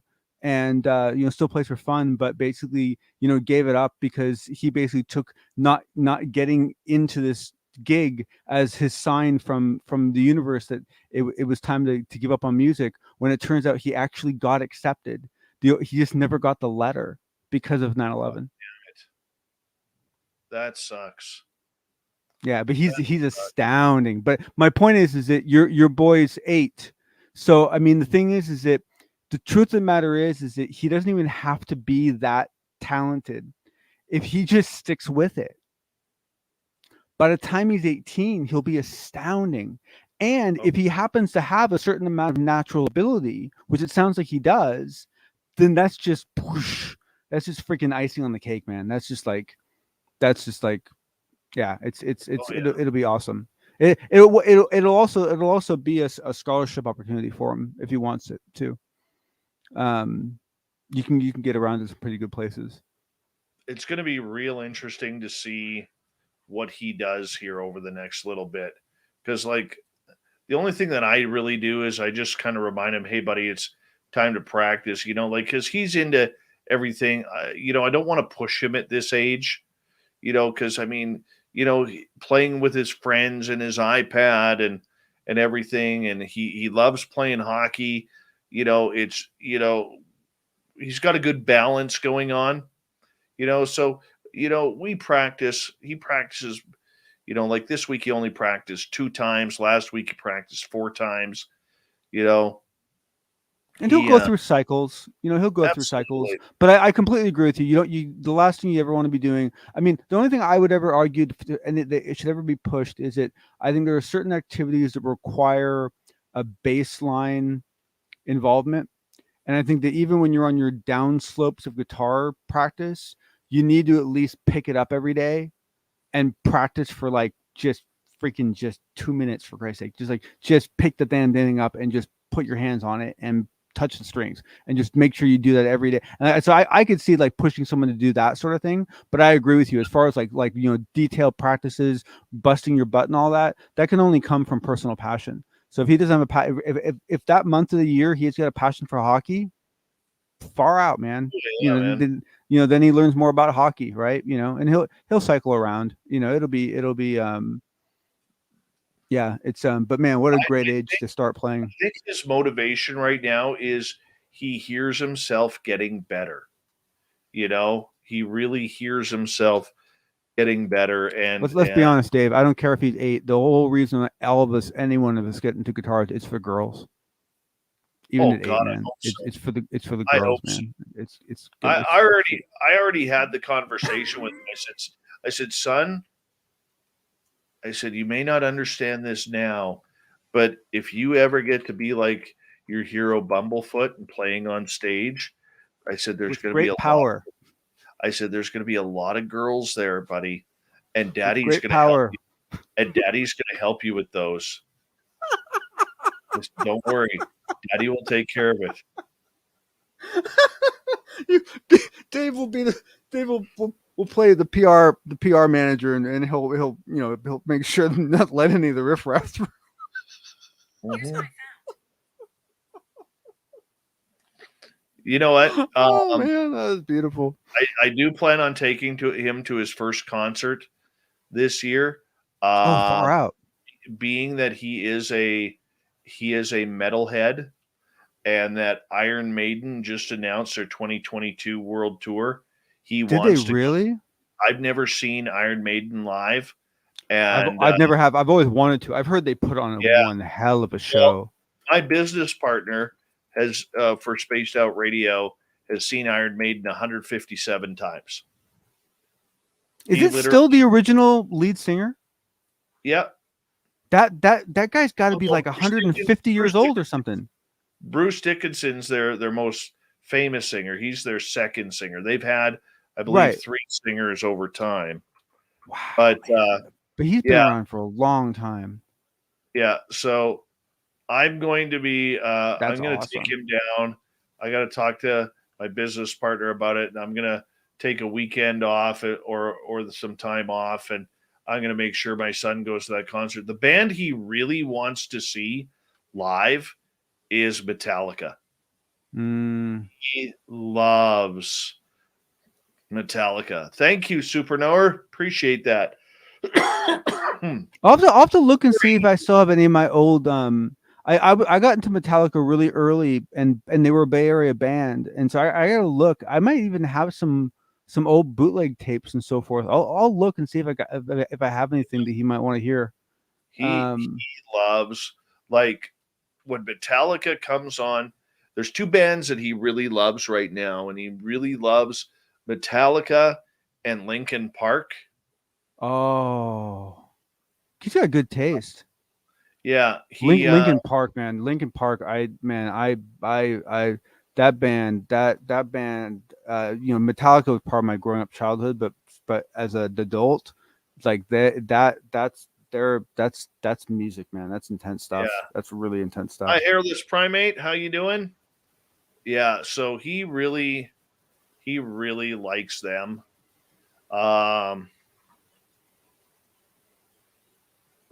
That's good. It's good eclectic. Well, the thing is that no matter how you feel about Metallica, like it's technically very good. It's technically very good music. And Iron Dogger, how you guys doing? Yeah, he loves his Metallica, and I think what he needs is he probably needs a couple of concerts under his belt just to fall in love and just say, son, if you practice, you may get that opportunity to do that. And that's all as a parent you could really do, is just say, look, son, I mean, let the world be your oyster, right? And make it, Yeah. Yeah. No, totally. No, totally. And the thing is that, I mean, the challenge of it, of course, is the travel life, right? But the thing is that you don't have to go big to actually make a living, right? And so like me growing up, so like my three friends, like my one friend guitar, right? Other friend played drums. He went to the Berklee School of Music in Boston. His dorm mate was um can't remember the guy's name, but he, like, everyone would know him if I mentioned his name. So he did, but my last friend, he ended up just getting his. I think he actually did get his undergrad. But he played bass. That bugger lives in San Francisco. He's never had a driver's license. He's never owned a car, and he makes his entire living playing music. He has no other job. He makes and he's got a wife and he's raising a kid in San Francisco, completely on money making, playing live in San Francisco, and he's doing okay. That's pretty good. That's a nice. I mean, yeah, the concert thing's awesome, but if you can actually find a city in the world that you like, that will support you as a musician, playing just around the city and pay you enough that you can live in that city and raise a family, boy, that's a hell of a thing to find. I mean, that's Well, really. you know what? He's going to go as far as he wants with it, and the only thing that I wish for him is two things or three things. Number one, he's a brilliant young mind at school. He's like a sponge. Um, and I hope that continues. He has a really good teacher this year who really promotes kids from being, or he really promotes kids being natural. So like my son, for instance, like any typical kid, he'll come home and he'll pretend, he'll write a book and then he'll staple it together, and he'll take it to show his teacher, and his teacher is so proud that the child shared that with him. You know what I'm saying? Like, Mm-hmm. his teacher is just amazing this year. So he just kind of watching him through school this week or this year, and and it's been a big year for him.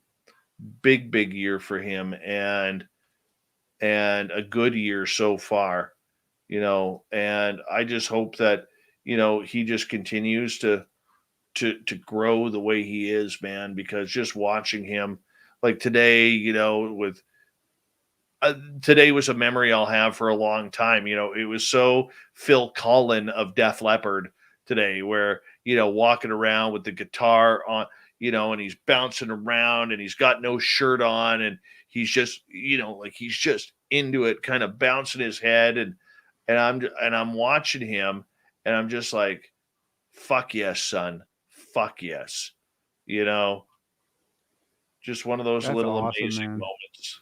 Oh yeah, no, that's awesome. That's just like, I mean, that's the thing is that, I mean, people get so hopped up on like belongings and acquisitions and so forth, but it's experiences in life that are the everything. It's experiences in life that are everything, and and the places that music can take you, the places that playing music can take you, the experiences that playing music can introduce you to and to expose you to. In some cases, are things are different ways to get to places you can get to other ways, but there are also certain aspects of it that you will only find in that industry. The music industry is somewhat unique in that there are aspects to it that are unique to it, and if you get an opportunity to experience that, man, you are lucky, lucky, lucky, lucky. Well, you know uh, what?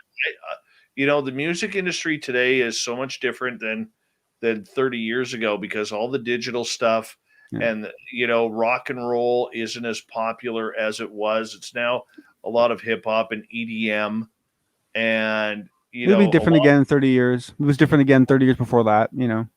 Yeah, I hope it comes back. Because Lord knows we need some good music again. And I'd like to see some real new stuff. yeah, but I mean, we'll see where it goes, and I just like watching him be creative on a guitar, man. Like he was playing something the other day and he's like, Dad, it's like this. And he was showing me how to play it. and it sounded really, really good. Nice. And I was like, okay.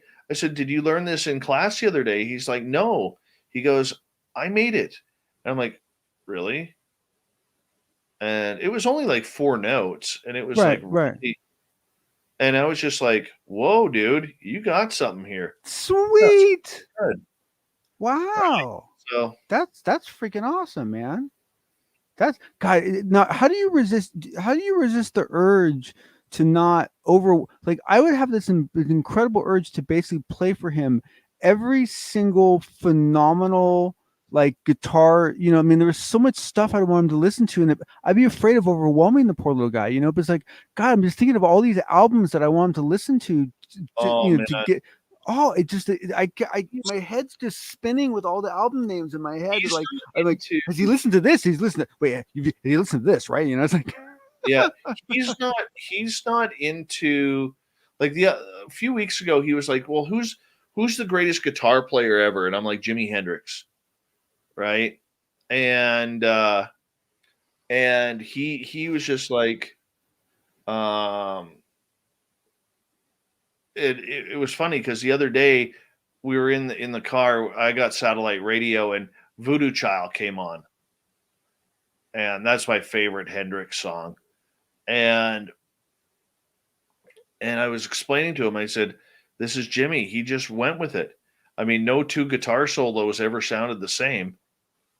There were portions that sounded the same, but he just whatever came out of his fingers, that's what got played."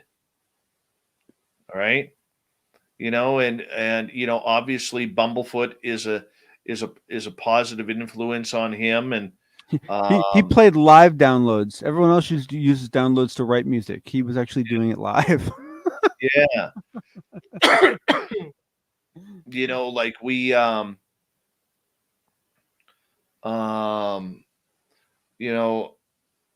mean, he really likes Lizzie Hale from Hailstorm. He really likes DJ Ashba, formerly of Guns N' Roses, 6 a.m. He's really into both Kurt Hammett and James Hetfield from Metallica. He doesn't understand, like he likes Pantera, but he doesn't understand the power of Dimebag Darrell, just yet. He doesn't understand Jimi Hendrix just yet. Yeah, and there's other albums that will introduce him to other things that will then make him more open to those kind of albums too. Like there's often like different paths you can take to different artists and so forth, and there's different places that there's albums that like I'm so glad I got to enjoy that I got introduced at the right time in my life, that like take like Pearl Jam's album 10, right? That album just came out at a time that was just really appropriate for me, and so I listened to that album to death, and that to me that was an amazing album. Now, could I listen to it now? Probably not. Will I ever be able to listen to it again? I don't know, maybe. But at the time, at that age, where my mind was, boy, that album was a big deal to me. Like that was a cool album. Yeah, like he just loves music, right? Like I haven't introduced him really to Randy Rhoads yet, but it's weird. He loves Black Sabbath. Like when Iron Man or something like that comes on, he's like, "Turn it up, Dad. Turn it up." Like if you don't like that music, you don't have a heartbeat. I'm sorry. Yeah. Like, if Iron Man comes on, I haven't introduced him yet to Eddie Van Halen or Eric Clapton or any of the real greats yet. I haven't really introduced him to that yet. And for me, it's like it's almost less about greats, and it is about great moments. Like there's a certain performances. There's certain like the opening to Megadeth's Peace Cells album, or or there's a certain band. I don't know. There's certain moments in guitar history that just need to be experienced. However which way you can. And like the Traveling Wilburys, right? Like if say again. They were fantastic. If you never got exposed to Traveling Wilburys and you don't know what you've so harmed yourself. You've so just I can't even tell you how much harm you've done to yourself. I found that by accident, right? And like I had listened to all those guys growing up, like on my own, like independently, right, here and there at different ages, and well, not all of them. I wasn't ever really into Roy Orbison, yeah, I mean, there's so much good stuff out there. I mean, it's really, yeah, man, wow, Forbidden, so many good bands, so much good guitar, so many amazing stories, so many amazing duets. It's yeah, no, that's now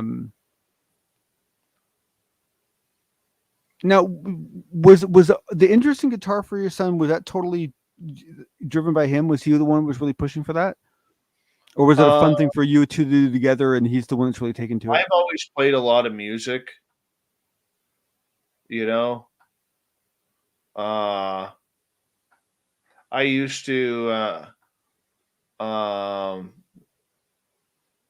used to play a lot of Guns N' Roses to my boy when he was in the womb.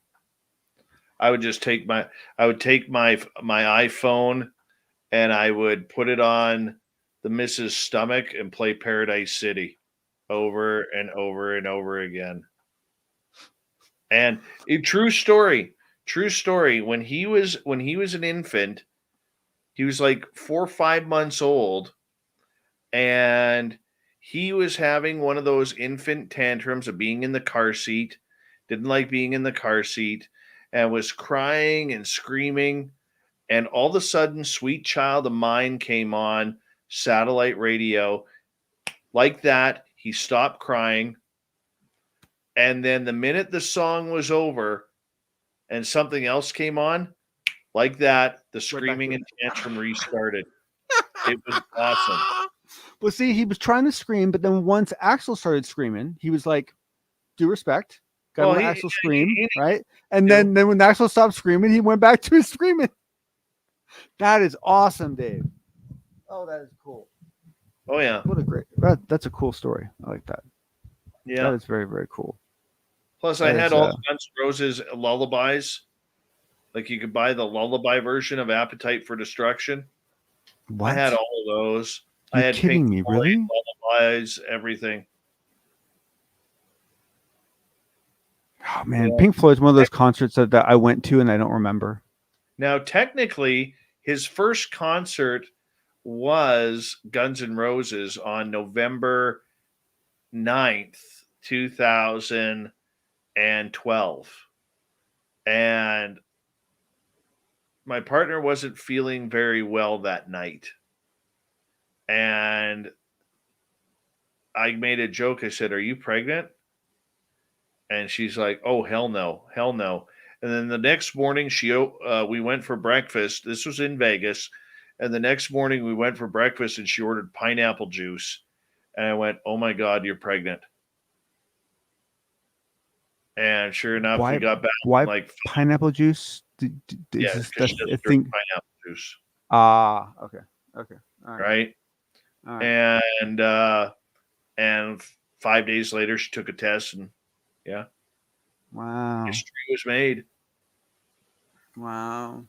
One piece of advice you might pass your son though is don't read into all the history, because I have to admit, like, some of my enjoyment of some of these artists got ruined by me knowing what they were doing outside of their music. And and it was really kind of unfortunate the way it all played out. Like Metallica really got destroyed for me in the end because of the way they treated Newsted and the way they reacted to the whole digital music movement, and to the way they went after people for like small music digitized Napster. collections and so. Man, and they went after Napster hard, and it was like that was so like, to me, like that was the moment that Metallica went corporate. Like I was just like, I cannot believe you guys are like suing people for freaking, like, that's just like, I was like, the whole Newsted thing like really was probably what really killed it for me. Like the way they treated that guy, like he should have sued them, honestly. Like that was wrong what they did to him. But I it don't was even know what happened there. basically like, I mean, well, let's face it, right? I mean, like Hedgefield, is that his first name? The last name was Hedgefield was the first bassist, right? Yeah, James Hedgefield. So he was like, I mean, he wasn't alive long enough to lose his god status, right? So when that poor bloke died, like he maintained his god status. So when Newsted came in, he was perpetually living in the shadow of that guy, and yeah, you could argue that he never really stood up to them, but they basically harassed him and bullied him the whole time he was in the band. I mean, it was really bad the way they treated him. Well, he's still making a lot of money off of them. Yeah. Well, he's a hell of a bassist. I mean, he's man, because he had to work hard. He had to work hard to stand up in that band, and so it's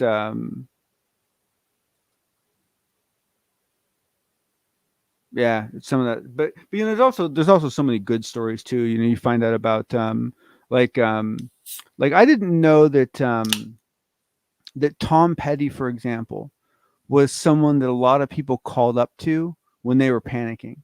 Like if you were having a panic attack, like you were really like stressing out, you're about to go on stage, you were about to do something, you were like losing it, you call up Tom Petty. Tom Petty would talk you down. I didn't know that. That's pretty cool. Like that's neat. Like I like hearing stories like that. I like hearing different aspects of like different musicians that played out like that. You know what I mean? Oh, it's gonna be yeah. And so I think, you know what, we'll see how it goes, and we'll see how it happens and everything like that. The good news is that you don't have to worry about your son getting into an accordion. No, but it did well for Weird Al. It did very well, and I got to admit, I love Weird Al. That is one very smart dude. Oh yeah. You know who he's getting into right now? I've introduced him recently to is The Offspring. Oh yeah, totally. Yeah. Yeah. And absolutely. The reason why I like him listening to The Offspring, I forget their singer's name. Hold on.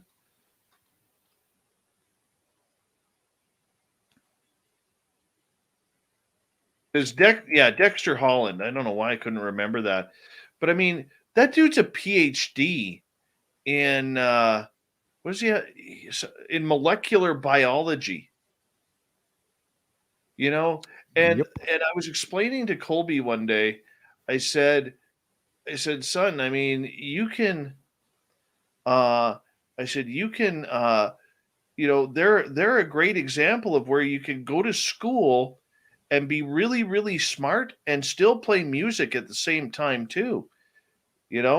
I was telling him about Dexter Holland, and I was telling him about, Brian May from Queen, because he really likes Queen. And I said, did you know that Brian May, the lead guitarist, physics, dude? He's an astrophysicist. He helps build rockets. And Colbs was like, no way. And I'm like, yeah, dude. Yeah, that guy's cool. I like that dude. Yeah, and that's the thing is it doesn't just because you get a scholarship based on guitar doesn't mean you have to play guitar when you get out, right? You can major, you can learn other things while you're in school, right? So it's like it can be this vehicle for you to get, or you do things like that friend of mine who ended up going to Eastman in Rochester, and then ended up a chef. His older brother Kevin got into guitar after my friend Chris did, and he got into it and he played as well. And the angle he ended up taking was he ended up getting an electrical engineering degree, and he ended up going to work for companies in California building like amps and speakers and so forth, right? So he ended up going into that business, and so it wasn't really playing directly, but it was it was an adjunct business to playing. It was basically building better components for guitars and so forth. And so you never know where it's going to pull you. Well, I mean, that's just something that we'll look at. I'm just looking at concert dates here and who's coming up in Vancouver here. See who it. Let's see, February. Nobody I would really want to see or to take him to.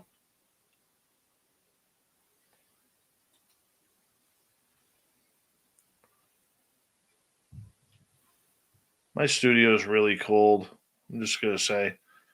Yeah, actually, I have a space heater for the first time next to me right now.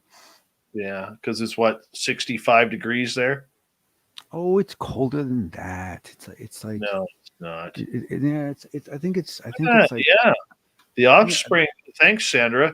The Offspring's coming March 3rd. I don't know if I would drive. That's a Thursday. I don't know if I would drive down for that.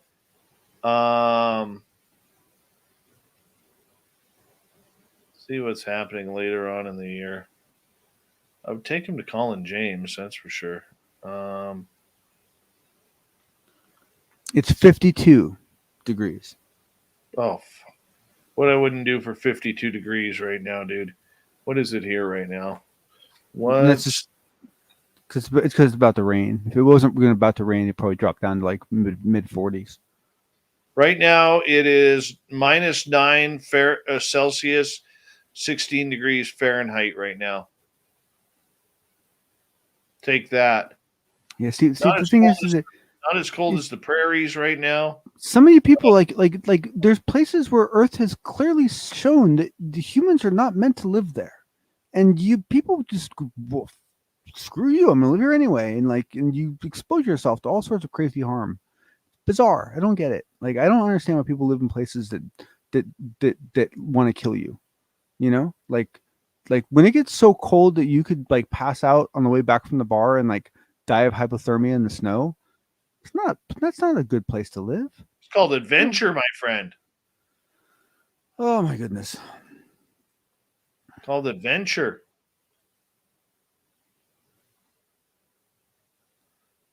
Wow, April 23rd. ZZ Top with Cheap Trick. That might be all right. ZZ Top? Yeah. But didn't we just lose? Yeah, but they've got I think that was his bass guy who took care of his bass who's playing. Oh, okay. Yeah. Okay. All right. Okay. Well, that's good. I mean, I'm glad to see that they're moving on, and hopefully the guy. I mean, I assume the guy's good enough. I mean, if he's been supporting him for a long time, then he, yeah. Who knows? He might actually be better at it than who knows, right?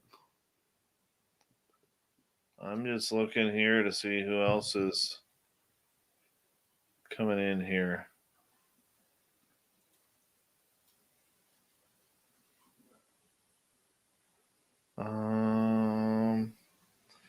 Let's see. I'm in August right now. There's so many dates. The Killers would be good to take him to.